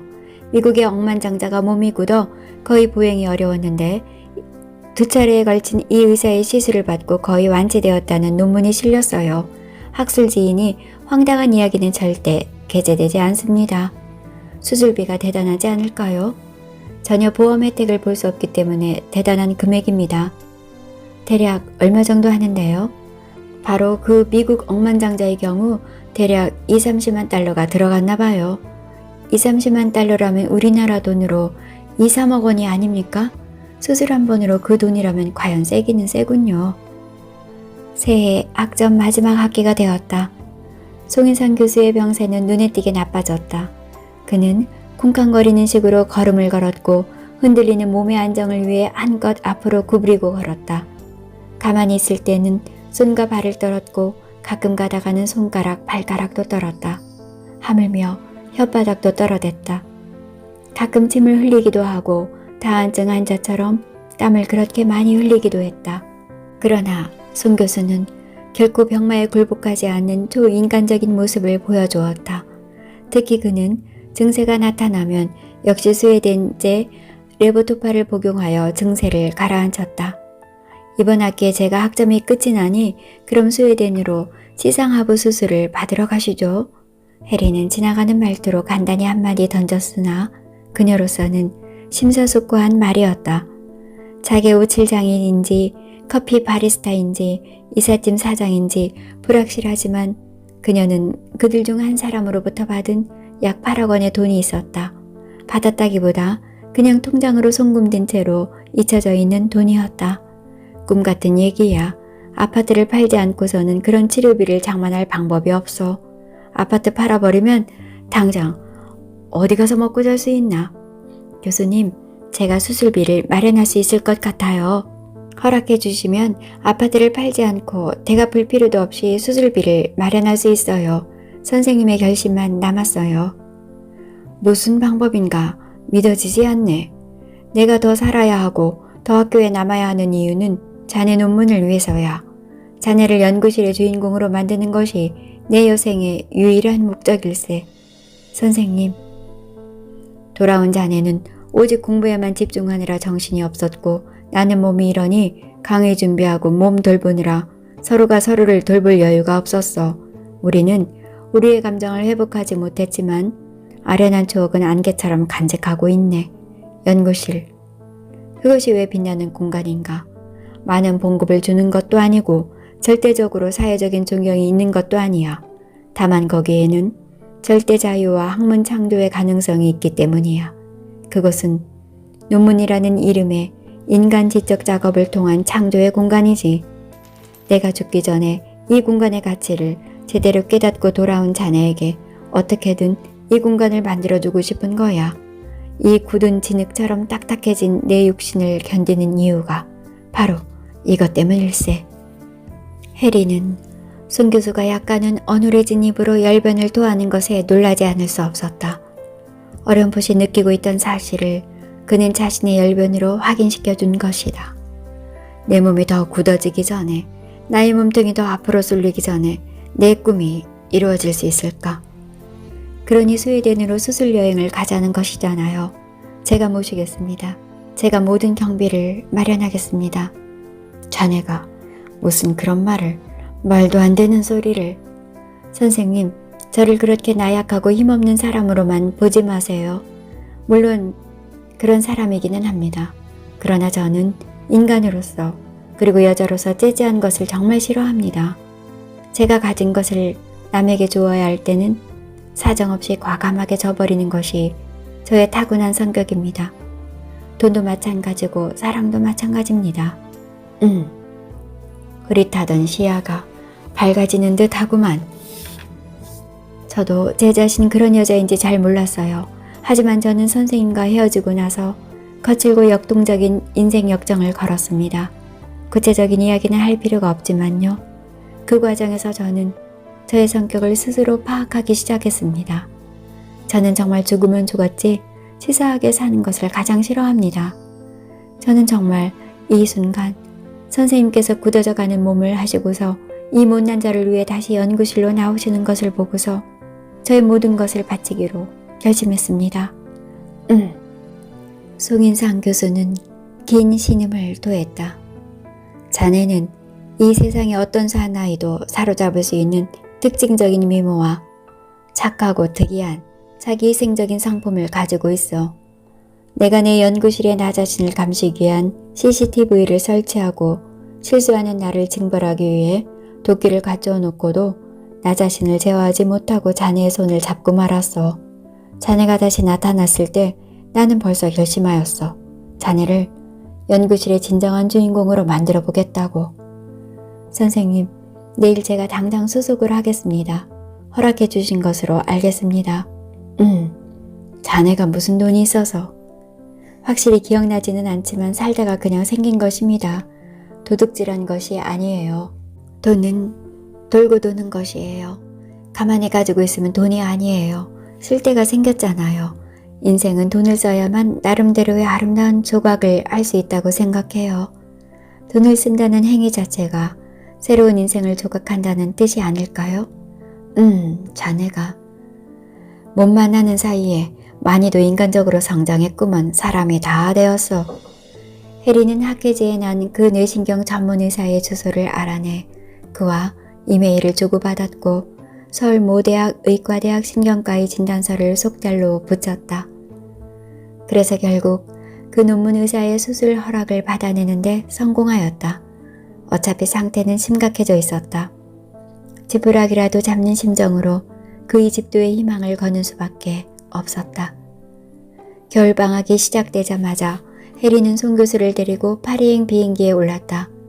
파리까지는 대한항공을 타고 가서 파리에서 에어프랑스를 타고 스톡홀름으로 갈 작정이었다. 10시간 정도 날아서 파리의 샤를드골 공항에 닿았고 비행기를 갈아타기 위해 기체에서 내렸다. 대합실에서 5시간을 기다려야만 했다. 해리는 송인상 교수를 편안한 모텔이라도 모시고 싶었으나 그는 그냥 비행장의 의자에 앉아서 5시간을 버티겠다고 했다. 해리는 그의 청을 받아주었다. 그러나 오랜 비행기 여행으로 그의 몸은 엄청 굳어져 있었다. 남의 눈을 의식하지 않고 부끄러움을 무릅쓰고 그녀는 송 교수의 몸을 마구 문질렀다. 오랜 비행과 투위로 몸이 엄청 굳어져 있었던 것이다. 송인상과 해우하고서도 2년이 넘었으나 그의 몸에 손을 댄 것은 처음이었다. 두 사람은 자신들의 사랑을 불태울 때는 물론 수시로 몸을 접촉했다. 그러나 그들의 해우는 그들의 마음을 녹이지 못했다. 지금은 전혀 연인으로서 몸에 손을 대는 것이 아니었다. 죽고 살기에 숨막히는 병마의 위험으로부터 몸을 살려내기 위해서 상대의 몸에 손을 댄 것이다. 샤를드골 공항의 탑승층인 공항 건물 2층에 드넓은 대합실의 한쪽 구석 의자로 송인상을 떠매고 간 해리는 그의 두터운 방한용 옷 속으로 손을 넣어 가죽처럼 굳어져 있는 몸을 마구 문질렀다. 자세히 들으니 송인상의 호흡이 정상이 아니었다. 어떤 위기감을 느낀 해리는 정신없이 그의 겉옷 속으로 손을 집어넣고 돌덩이처럼 굳은 몸을 문지르기 시작했다. 한 30여 분을 문지르니 약간 온기가 돌고 경직도 약간 풀리는 것 같았다. 해리의 얼굴과 목에서는 땀방울이 흘렀다. 그러나 아직은 안심할 정도가 아닌 것 같았다. 더욱 열심히 마사지를 해야만 했다. 그러나 자신도 오랜 비행으로 어질어질했다. 해리, 내가 못할 짓을 시키는구먼. 미안하이. 내가 좋아서 하는 짓인데요 뭐. 미안해하지 마세요. 내가 죽었어야 하는 몸인데. 쓸데없는 소리 하지 마세요. 암도 아니고 심장마비도 아니에요. 잘 치료하면 천수를 누릴 수 있어요. 내가 천수를 누린다면 얼마나 더 살 수 있을까? 아무리 못 살아도 80은 살 수 있으시겠죠. 그러면 한 20년은 더 사는 꼴이구먼. 그런데 순찰을 돌던 경찰이 두 사람이 하는 행위를 보고 수상히 여겨 다가왔다. 멋들 하는 분들이신가요? 비행기를 갈아타기 위해서 시간을 보내고 있어요. 오후 2시 스톡홀름 행이에요. 비행기 탑승권 좀 보여주세요. 그는 해리가 내미는 탑승권을 살피더니 사실을 확인했다는 듯이 고개를 끄덕거렸다. 그런데 왜 그렇게 손을 옷 속으로 집어넣어 왕복 운동을 하는 겁니까? 여기서는 그런 행위를 할 수 없습니다. 우리가 스톡홀름으로 가는 이유가 스톡홀름 병원에서 수술을 받기 위해서인데 수술받는 이유가 몸이 굳어져 들어가는 파킨슨 병입니다. 그래서 지금이라도 몸의 경직을 막기 위해 마사지를 하고 있어요. 아, 그래요? 그러면 나를 따라오시오. 위급 환자를 위한 의료시설이 갖추어져 있고 전속 안마사도 있어요. 기내에서 마비를 일으키는 승객들이 적지 않습니다. 그런 사람들을 위한 의료시설이 완벽하게 갖추어져 있으니 따라오세요. 파리 공항 경찰의 영어 발음은 신기할 정도로 정확했다. 혀를 굴리는 미국식 발음이 아니라 똑똑 떨어지는 영국식 발음인데 프랑스어적인 발음이었다. 영어였지만 어쩐지 프랑스어 같았다. 경찰이 허리에 찬 무전기를 조작하니 순식간에 휠체어를 끄는 남자 두 사람이 나타났다. 그들은 송인상을 휠체어에 태우고 응급실로 데리고 갔다. 거기에는 거대한 몸집을 한 흑인 여자가 있었는데 능숙한 솜씨로 송인상을 마사지했다. 사실 해리가 부끄러움을 무릅쓰고 송인상을 구석으로 끌고 가 손을 그의 옷 속으로 집어넣고 마구 마사지를 한 것은 그럴 만한 위기감을 느꼈기 때문이다. 기체 속에서 10시간 이상 좁디 좁은 이코노미석에서 버틴 결과였다. 이코노미석이란 멀쩡한 사람도 피가 통하지 않아 절명하는 경우가 적지 않다고 하는데 중증 파킨슨병 환자인 그에게는 치명적인 일이었다. 오후 5시경에 스톡홀름 공항에 내리니 눈이 내리고 있었다. 비행기 연창으로 내려다본 스톡홀름은 거대한 호수의 땅이었다. 사면이 바다인데다가 도시 자체에도 엄청난 호수들이 패여 있었다. 베니스가 호수의 도시인 것은 널리 알려져 있지만 오늘 보니 스톡홀름도 대단한 호수의 도시였다.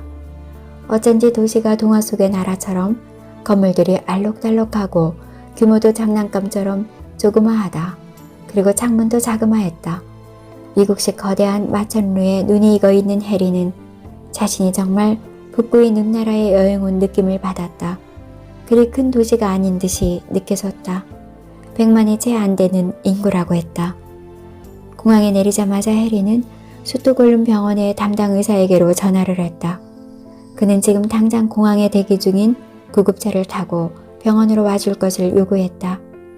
그는 해리 일행을 기다리고 있다는 것이었다. 모든 것이 수익과 계산으로 이루어지는 세상이다. 20만 달러짜리 환자에 대한 배려는 역시 대단했다. 과연 마스크를 한 병원복 차림의 요원 두 사람이 해리와 송인상에게로 다가왔다. 그들은 알아듣기 어려운 영어를 했으나 무슨 말인지는 이해했다. 병원에 도착하니 바로 이메일을 주고받은 의사가 나왔다. 그와 사진을 주고받았기 때문에 조면의 글을 알아볼 수 있었다. 과연 이 사람이 그 지난한 파킨슨 병을 수술로 치료할 수 있단 말인가? 해리는 믿을 수 없었으나 지금은 그런 것을 따질 계제가 아니었다. 인구가 그리 많은 나라가 아니라서 그런지 아니면 환자가 많지 않아서 그런지 병원에는 사람들이 그리 복잡거리지 않았다. 당장의 정밀 진단으로 들어갔다. 뇌 MRI, 단일 광자 방사형 컴퓨터 단층 촬영을 찍었다. 서울에서도 수없이 찍은 것이었다. 주치의 주장으로 양저자 방출 단층 촬영도 찍었다. 이런 것을 찍는 이유는 파킨슨병의 일종이지만 그 성격이 다른 2차 파킨슨병을 감별해내고 비정형 파킨슨 증후군과의 차이를 감별해내기 위해서라고 했다. 또 병의 다른 원인을 배제하기 위하여 혈액화학검사, 갑상선 기능검사, 자율신경계 검사도 했다. 이런 검사를 전부 하는데 만 4흘이 걸렸다. 이런 진단 자료를 가지고 병원 내 신경과 의사들의 집중 토론이 있었고 나흘째 되는 날 오후에 수술로 들어갔다. 뇌의 가장 깊은 곳에 위치한 시상하부의 핵을 고주파 전기로 찢어 파킨슨병의 진행을 완화시키는 수술이다. 뭐니 해도 지난해 수술이다. 왜냐하면 환부가 뇌의 가장 깊은 곳에 위치하고 있기 때문이다. 다른 뇌에 손상을 전혀 주지 말아야 한다. 뇌는 너무나 민감하여 약간의 실수가 있어도 전신이 회복불능의 마비에 빠질 수 있다. 고난도의 수술치고는 시간이 오래 걸리지는 않았다. 2시에 시작하여 5시경에 수술이 끝이 났다.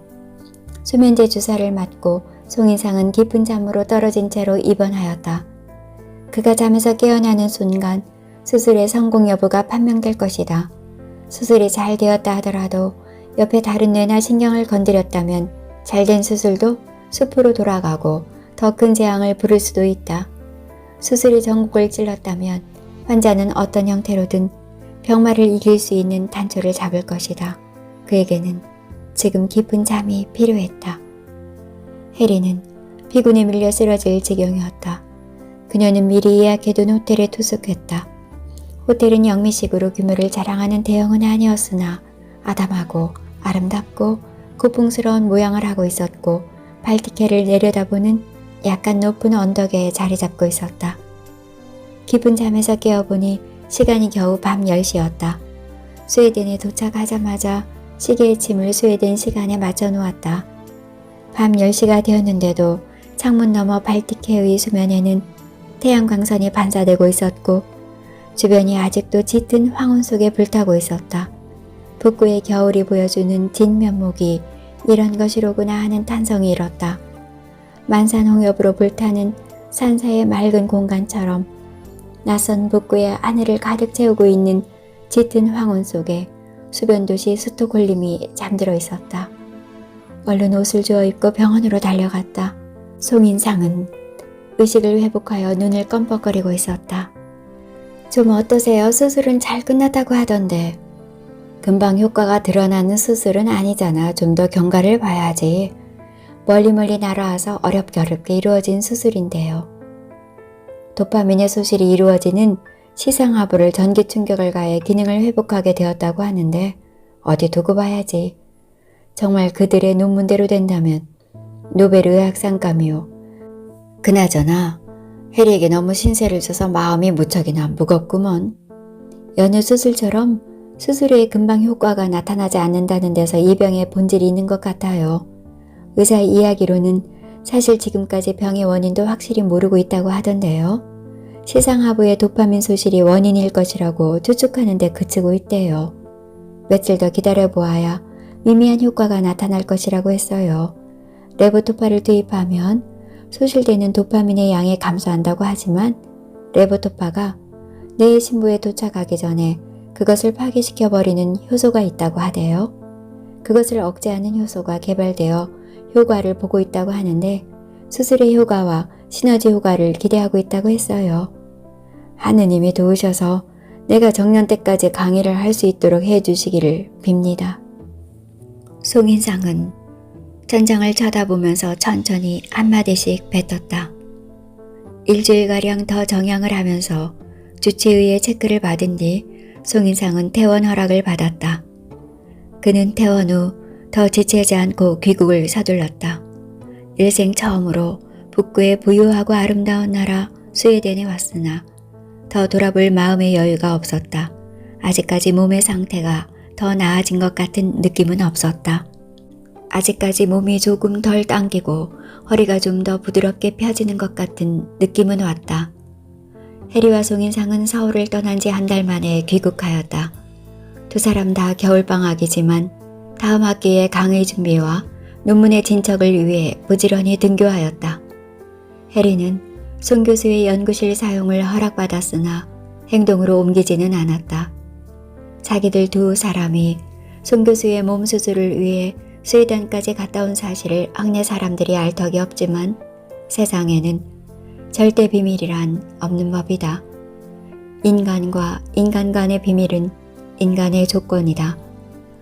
인간만이 그들만의 비밀을 가질 수 있다. 그래서 인간의 일생은 아름답고 신비스러울 수 있다. 학점 학기를 끝낸 해리는 이제 본격적으로 논문 작성으로 들어갔다. 새긴 카드를 일정한 논리의 흐름에 따라 종합 분류하고 그것을 통일된 하나의 논리에 의해 논문을 작성해 나가는 것이다. 3학년 2학기가 거의 끝나갈 무렵 해리는 학과 조교에 다급한 전화를 받았다. 선생님께서 심하게 다치셨나 봐요. 지금 빨리 아파트로 와달라는 전화가 화가로 왔습니다. 어디서 무슨 일로? 어느 정도로?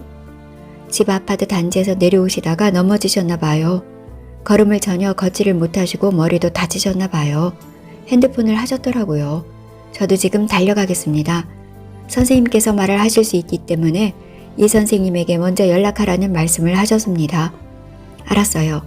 내가 지금 곧바로 내 차로 달려갈 테니 조교도 오세요. 병원으로 모셔야죠. 그녀가 아파트 단지로 올라가는 계단 아래에 도착했을 때 그녀는 사람들에게 둘러싸인 송인상을 볼 수 있었다. 피투성이가 된 송인상이 계단의 중간쯤 한쪽 담벼락에 등을 기대고 쓰러져 있었다. 스웨덴을 다녀오고 난 후 조금 상태가 호전되었다고 방심한 탓이었을까? 그는 계단을 내려오다가 몸의 균형을 잡지 못하고 굴러떨어진 것이다. 다른 동행인들을 방해하지 않기 위해서 그는 자신의 몸을 계단의 한쪽 귀퉁이로 끌고 간 데 됐다. 좀 호전되신 것 같았는데 차길로 다니시지 왜 위험한 계단으로? 곧바로 달려온 조교가 송인상을 들쳐업어서 해리의 차로 옮겼다. 전혀 몸을 못 움직이는 것으로 보아 어쩌면 고관절이 부러졌는지도 모른다는 생각이 들었다. 해리는 이런 위급한 경우에 혈족들에게 급보를 전하지 않고 자기에게 전한 것이 신기하고 그리고 고마웠다. 하기야 혈족이라는 말을 붙일 사람이 있는지도 불확실하다. 한 사람의 유능한 신진학자를 탄생시키는 것은 늙어가는 학자가 자신의 학문을 연장하는 최우선의 작업이다. 노쇠에 가는 학자에게 그것은 사람의 힘으로는 감당할 수 없는 죽음에 저항할 수 있는 유일한 길이다. 정형외과에서는 고관절 골절로 진단이 내려졌다. 지금 송인상의 상태에서 고관절 골절은 사형선고나 다름이 없다. 파킨슨병의 가장 무서운 증상은 운동 부족에서 비롯된다고 한다. 그런 상태에서 고관절까지 골절되었다면 운동은 거의 하지 못한다고 보아야 한다. 60 넘어 고관절이 탈골되면 치료일이 반밖에 되지 않는다고 한다. 송인상은 근 한 달가량 입원을 하였다. 철심을 박아 연결한 고관절이 아물어 붙으려면 그 정도의 시간이 필요하다는 것이었다. 해리는 간병인 아주머니와 함께 송인상의 병실을 지켰다. 송인상의 삶의 의지는 누가 보아도 놀라울 정도였다. 그는 자신의 부상을 이유로 결코 휴강하지 않았다. 하기야 그가 맡고 있는 강좌란 대부분 대학원 강좌라서 출석하는 학생들의 숫자가 서너 명 정도였다. 그래서 그는 근무처장의 허락하에 병원 입원실에서 강의했다. 누구도 말릴 수 없는 열정이었다. 정말 학문을 사랑하는 사람이라는 생각이 들지 않을 수 없었다. 그는 한국 시인의 시들을 영어로, 프랑스어로, 독일어로, 중국어로 번역하여 읊곤 했다. 그가 외국 시를 원어로 읊을 때에는 드는 이의 시문을 흔드는 울림이 있었다.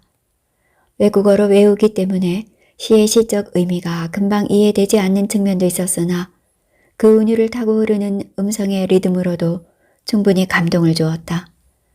송인상 교수가 파킨슨 병으로 고생한다는 소문은 학내에 널리 퍼져 있었다. 그런 그가 무슨 계기로인지는 알 수 없으나 강자의 강한 열정으로 자신이 기왕에 제출했던 사직원을 스스로 해소하고 다시금 강단에 선 것도 잘 알려져 있었다. 거기다가 골절상을 당해 병원에 입원해 있으면서도 학생들에게 강좌를 베풀고 있다는 소문도 퍼졌다. 학교라는 사회는 아직까지는 아름다운 인간다움에 미담이 통하는 곳이다. 이런 소문이 학내에 퍼지고 학생들 사이에서도 크게 회자되었다. 이제는 강의를 들으러 오는 대학원 학생들 뿐만 아니라 스승을 위로하고 문안드리러 오는 학부 학생들이 적지 않았다. 송인상은 휠체어를 타고 학생들을 맞았다. 침대에 누워서 중환자 특유의 늘어진 모습으로 학생들을 맞을 수 없다는 것이었다. 그래도 자신은 국내 시든 외국 시든 소리내어 읊을 수 있다는 것을 자랑으로 여겼다. 그래서 찾아오는 학생들을 위해 좋아하는 시들을 큰 소리로 낭송해 주곤 했다. 학생들의 분위기가 이렇게 돌아가니 학교 당국에서도 무관심할 수 없었다. 교무처장이 다녀가고 총장이 다녀갔다. 이윽고 재단 이사장까지 다녀갔다. 재단이란 학교의 일상적인 학사 업무와는 무관한 부처이다. 재단이란 학교의 경영을 책임지는 부처로 학생 가르치는 교육 업무와는 무관하다. 이런 부처의 장, 즉 학교 재산의 경영조가 교육 업무의 구성 멤버인 교수의 입원실에 온다는 것은 아주 희귀한 일이다. 퇴원을 하시게 되면 한두 학기 쉬시는 것이 어떠실는지. 이사장님께 면목이 없습니다. 몸이 좀 불편할 뿐 정신은 멀쩡하니 어렵지만 강의를 계속하고자 합니다. 학교와 학생들을 위해 너무나 고생을 하신다는 사실 학교 내의 사람들이 다 잘 알고 있습니다. 엔간하시면 좀 쉬셨으면 합니다. 강의를 하지 않으면 몸이 더 악화될 것 같습니다. 그래서 주로 대학원 강의를 하고 있습니다만 결강하지는 않을 테니 강좌를 허락해 주시기 바랍니다. 그거야 총장이 할 일이지만 내가 보기에는 쉬시는 것이 건강에 좋을 것 같습니다. 학생들의 시선이 집중되어 있다는 말을 총장님으로부터 들었습니다. 학교를 믿어주십시오. 감사합니다. 퇴원 후에 결정하겠습니다. 한 달여의 입원을 마치고 송인상은 휠체어를 타고 퇴원하였다. 부러진 고관절은 철심 덕분에 그런대로 둘러붙은 모양이었다. 골절은 뼈의 문제이지 뇌신경병인 파킨슨 병과는 직접적인 관련은 없다는 것이다. 이사장이 한 말, 학교를 믿어달라는 말의 뜻이 무엇일까? 이사장이 평교수의 입원실을 찾아오는 것 자체가 아주 드문 일이고 더욱이 그런 말을 한다는 것은 사실상 퍽 어려운 일이다. 송 교수에 대한 이사장의 깊은 신임을 말한다고 보아도 될 것 같다. 자동화되어 있는 휠체어는 그의 불편을 다소 줄여주었다. 해리는 학위과정 3년째로 접어들었다. 연구를 거듭할수록 송인상 교수가 준 논문의 주제가 흥미로웠다. 한 편의 시를 의미로 다루지 않고 그 시의 주제를 음성적인 접근으로 파악하려고 하는 논문의 주제는 송인상 교수의 독창적인 발상이었다. 그런 시도가 아직은 거의 없는 상태였다. 송인상 교수에 대한 소문은 학내에 널리 퍼졌다. 특히 교수 사회에서 더욱 그러했다. 이사장이 병실을 다녀간 이후로 학교의 관심은 크게 증대되는 듯 했다. 학교가 워낙 크다 보니까 학생들 사이에서는 문과대학, 특히 국문학과 학생들 사이에서 널리 퍼졌을 뿐이다. 교수 사회에서도 같은 처지와 신분이니까 송인상 교수의 현재의 여러 가지 여건이 널리 퍼질 수밖에 없었다. 특히 그가 휠체어를 타고 등교를 하고 나서부터는 더욱 그러했다. 신종 휠체어의 엔진음이 많이도 부드러워졌다고는 하지만 역시 약간의 기계음이 나기 마련이었다. 그럴 경우 고요 속에 잠겨있는 캠퍼스인들의 시선을 끌었다. 학예과정 4년 차인 8학기와 9학기에 해리는 송인상 교수의 강력한 요청으로 영어 음성학을 연구하기 위해 미국 뉴욕에 그리고 프랑스어 음성학을 연구하기 위해 파리에 각각 반년씩 유학을 했다. 끝도 없이 이어지는 학문의 길에 지칠만도 했지만 지도교수나 지도를 받는 학생이나 열심히 노력했다. 그들은 정말로 논문의 성공을 위해 최선을 다했다. 타의 추종을 불허하는 발군의 논문을 써야만 학위 후 대학으로의 진로에 초빙이 올 수 있는 것이다. 영어는 유펜을, 프랑스어는 소르본을 택했다. 각각 자기 나라 음성학의 중심적인 대학이었다. 해리와 송인상은 멀리 떨어져 있었으나 수시로 전화를 했다. 유사이는 전화가 전부 인터넷 전화라 통화료가 아주 싸졌다. 그들은 멀리 떨어져 있음으로 해서 타인과 자신을 향한 감시의 눈초리에서 다소나마 해방되는 듯한 감각을 느꼈다. 이렇게 멀리 떨어져 있는데 타인이 무슨 수로 자기들을 의심할 수 있으랴 하는 생각이 들었다. 죽자 사자 해리 자기를 향해 자신을 내에 던졌던 모든 남자들을 다 버리고 그들과의 사이에서 낳았던 아기들을 다 버리고 이제 자신만의 광야로 나선 지금 무슨 한이 더 있으랴. 해리는 돌덩어리가 아니다. 무쇠뭉치도 아니다. 너무나 여리디 여린 감성의 소유자이다. 그런 그녀가 그 모진 사랑의 여정 속에서 겪었을 영혼의 상처란 그야말로 필설로 다 할 수 없을 것이다. 그러나 지금은 오직 저 멀리 보이는 어떤 영혼의 집을 향하여 모진 비바람을 헤치며 전진할 뿐이었다. 프랑스어의 경우 소르본 대학의 언어학과 3학년에 개설된 음성학을 한 학기 들었다. 프랑스어가 세계 언어 중에서 음성학적으로 가장 조화롭고 아름답다는 말을 실감할 수 있었다. 자음과 모음, 장음과 단음, 정음과 타금, 강음과 야금, 동음과 경직음 등 적어도 20가지 이상의 프랑스인들의 음성이 가지는 특질에 따라 시적, 서정의 표현이 달라질 수 있다는 사실을 실감할 수 있었다. 의미를 내포하는 시적 이미지가 아니라 음성학적으로 시적 주제를 다양하게 표현할 수 있음이 프랑스어에서 가장 극명하게 나타난다는 송인상 교수의 의견을 실제에서 통감할 수 있었다. 송 교수의 견해로는 같은 프랑스어를 사용하는 프랑스의 국도 내에서도 남쪽으로 갈수록 모음과 가벼운 자음을 사용하는 빈도수가 늘어난다는 것이었다. 일상어에서 이럴진데 시어로서의 기능에서는 한결 뚜렷하다는 것이 그의 생각이었다. 해리는 강의 틈틈이 주말을 이용하여 프랑스의 각 지방을 여행하면서 이런 사실을 확인하였다.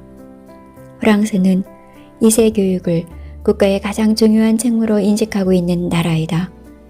그래서 모든 교육기관에 등록금이 없다. 학교 당국에 내는 금전이라면 학생들 스스로 조직한 보험제도에 따라 내는 약간의 보험료가 전부이다. 어언 1년이 흘러 유럽에서의 어학연수가 끝나갈 무렵 해리는 1년을 더 연장하고 싶었다.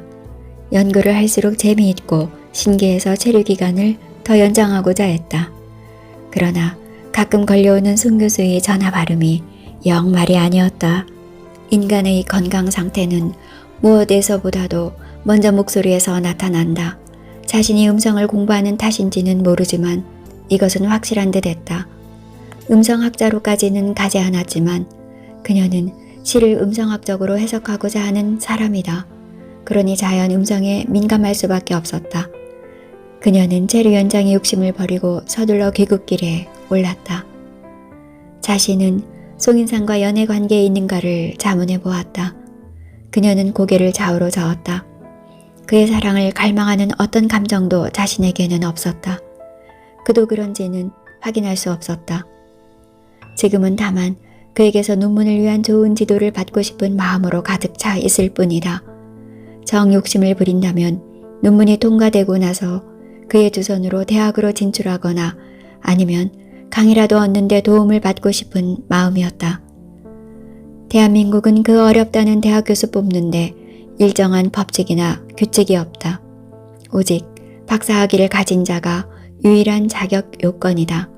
박사학위를 가진 자가 드물 때의 이야기이지 요사이는 박사학위 가진 자들이 발길이 차일 정도로 많다. 이들 중에서 누가 교수가 되느냐 하는 문제는 지도교수의 역량에 달려있다고 보아야 한다. 프랑스 같은 나라는 우리나라의 판검사 시험처럼 국가가 운영하는 교수 자격 시험이라는 제도가 있어서 이 시험에 합격하여야 한다. 이 시험에 합격하고 나서도 한참을 기다려야 한다. 그래서 어떤 전문서적 같은 데를 보면 교수 자격 시험 합격자라는 타이틀로 저술을 한 저자가 흔히 있다. 그러나 한국에서는 박사학위를 가진 자가 교수가 되는 데는 일정한 법칙이나 규칙 같은 것이 없다. 물론 학회지 같은데 좋은 논문을 발표해서 관련자들의 눈길을 끄는 것도 중요하다. 그러나 그것만으로는 전임 교수가 되기에는 어렵다. 시간 강사로 한두 시간의 강좌를 얻을 수 있다. 전임 교수로 임용되려면 지도교수의 인맥이 가장 중요한 역할을 한다고 보는 것이 타당하다. 그가 일생 박사 논문을 지도하여 배출한 박사학위 소지자 중에서 대학의 교수가 된 전국의 제자들이 일단은 그의 학맥이다. 새로 배출되는 제자들은 이 학맥에 의해서 소비되는 것이다. 이것이 한국의 학계에 뿌리박혀 있는 소위 말하는 학맥이다. 이 학맥의 줄을 타지 않으면 맨땅에 해당하는 식이 되어 어느 대학의 전임 교수로 가기가 어렵다.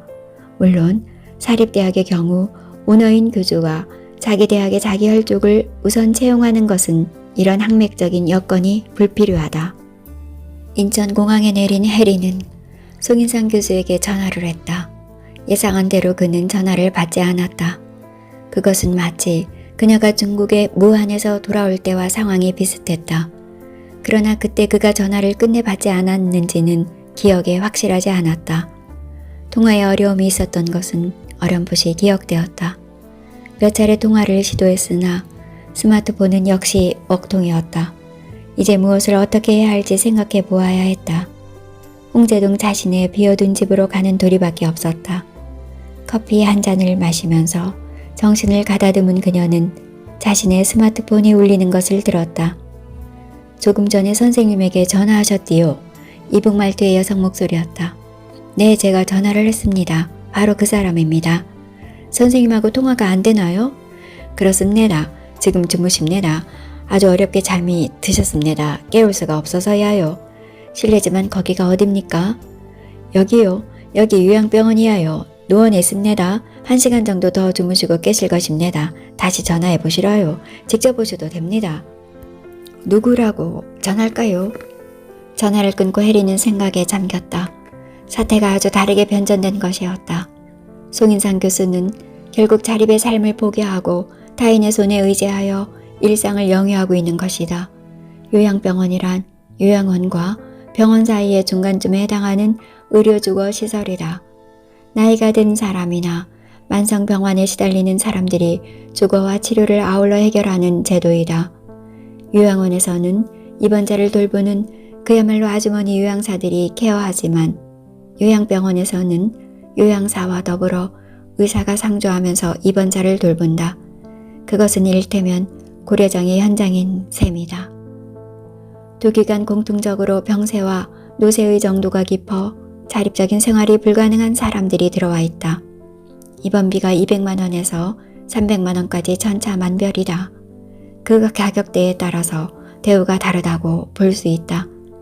사람은 먹어야 산다. 이 말은 사람은 사야만 산다는 말과 다르지 않다. 여기에 입원하는 사람들은 먹는 것과 아울러 사는 것이 엉망이다. 그러자니 자연 요양사의 도움을 받게 된다. 두 기관 다 입원자의 건강 상태가 양호하면 담당 요양원이나 의사의 허락하에 외출할 수 있다. 케어가 되지 않는다는 말은 구체적으로 대소변의 처리가 어렵다는 말이다. 사람들은 적당하게 죽어야 한다. 그렇지 않으면 이 지상은 병든 자, 돌아버린 자로 가득 차서 살기 어려운 오염의 공간이 되는 것이다. 그렇다면 송인상도 적당한 시기에 죽어주어야 하는 사람일까? 해리는 고개를 저었다. 그는 결코 그런 변을 당해서는 안 된다는 생각이 들었다.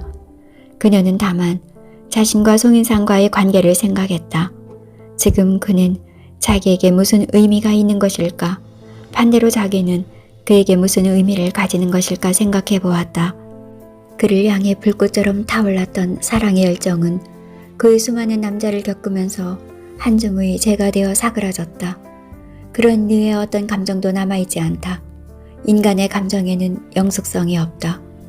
사랑의 감정만이 그런 것이 아니고 혐오의 감정, 존경의 감정, 멸시의 감정도 세월의 흐름에 따라서 여건이 바뀌면 그 질도 바뀌게 마련이다. 세월이 한참 흐르고 보면 여건이 바뀌고 그 바뀐 여건에 익숙해지고 나서 보면 내가 언제 그런 감정을 가졌던가 회의에 빠지게 된다. 오히려 사랑이 무관심으로, 혐오가 선호로, 존경이 멸시로, 멸시가 존경의 감정으로 바뀌는 경우도 있다. 그런데 송인상으로부터는 확실히 짚이지는 않지만 뭔가 아득한 것이 전해져 오는 것만 같았다. 그것은 깊고 깊은 골짜기를 흘러서 아득히 들려오는 메아리 같기도 하고 한없이 드넓은 광야 저 너머에서 들려오는 홍수진 강물 소리 같기도 하다. 그는 이렇게 식어버린 해리 자신의 감정을 모를 리 없을 것이다. 그녀는 논문을 위해 그에게로 돌아온 것이지 절대로 옛 사랑을 위해 돌아온 것이 아니다. 인간의 심원을 노래하는 시인이 이것을 왜 모르겠는가? 안내 간판이 있어서 송인상의 이름을 대었더니 안내하는 아주머니가 손으로 옆 계단을 가리키면서 한 칸 더 올라가라고 했다. 1215였다. 요양병원은 입줄이 간단한 셈치고는 내부 시설이 훌륭했다. 1215 병실을 찾아가니 바로 입구에 송인상의 병상이 있었다. 손 교수는 병상에 누워있지를 않고 병상 아래로 내려와 자신의 휠체어에 앉아 있었다. 금방 세수를 했는지 얼굴이 깨끗했다. 그러나 왠지 모르게 그의 얼굴은 부어 있었다. 얼굴만 부은 것이 아니라 몸 전체가 띵띵하게 부어 있었다. 병세가 악화되었음을 한눈으로 짐작할 수 있었다. 스웨덴 병원에서의 수술이 완치가 아니라 병세의 진전을 조금 더디게 한다는 조언이 실감되었다. 송인상은 얼굴에 웃음을 떠올리려고 애를 쓰는 듯 했으나 소가죽처럼 굳어진 얼굴이 말을 듣지 않은 듯 했다. 얼굴은 그 병 특유의 무표정으로 굳어져 있었다. 교수님 잘 다녀왔습니다. 좋은 공부 많이 했지요? 내 시간이 퍽 아쉬웠습니다. 체류 연장을 하고 싶었는데 그게 마음대로 안 되었어요. 그만하면 됐어요. 이제 어서 논문을 써야지. 구슬이 서말이라도 깨워야 보배라고 하지 않나? 우리 조금 나갈까? 응접실도 있고 아니면 정원으로 나가면 산보도 할 수 있어요. 물론 휠체어 타고 하는 산보지만. 그래요. 오늘은 병원 음식은 그만두시고 제가 저녁을 살게요. 거리 식당으로 나가요. 좋아요. 송인상은 아직 손에 감각이 있었다. 손이 완전히 마비된 것은 아니었다. 손에 감각이 없으면 휠체어의 버튼 조작이 어렵게 된다. 그럴 경우 그는 혼자서는 돌아다니지 못하게 된다. 휠체어를 운전하지 못하기 때문이다. 식사만은 제대로 하셨는데 이제 식사마저도 먹고 싶은 것은 마음뿐이고 입이 말을 들어주지 않아. 입이 맛을 잃어버린 지가 몇 달 되었어요. 해리는 정말 걱정이 되었다. 자신의 논문 지도를 끝까지 잘할 수 있을지도 의문스러웠다. 그러나 그것을 입 밖으로 내어서 발설할 수는 없었다. 교수님, 휠체어를 센서 버튼식으로 바꿔드리지요. 벌이가 없는 이 선생이 무슨 돈이 있다고 자꾸만 낭비하려 하나. 여자 인생 40인데 그만한 돈이 없겠어요? 제가 보기로 그게 가장 급선무인 것 같아요. 이제 학교에 그만 나가시죠 뭐. 학위를 했으면 대학의 자리를 잡아야지. 그래야만 안정된 상태에서 연구 생활을 할 수 있어. 그게 문제야. 그거야 제가 노력한다고 되는 것도 아니잖아요. 학위를 하고 무한정 기다려야죠. 아니야. 그것도 사람이 하는 짓이야. 무한정 기다린다고 되는 것도 아니야. 해리가 공부로 돌아왔으니 학자가 되어야지. 떠돌지만 말고. 제가 돌아왔나요? 언젠가는 돌아올 줄 알았어. 자네는 누구하고도 잘 살 수 없는 사람이야. 언제나 초조하고 불안정한 영혼을 가진 사람이야. 연구실의 주인공이 되어서 시를 쓰고 시론을 써야만 위무될 수 있는 영혼이야.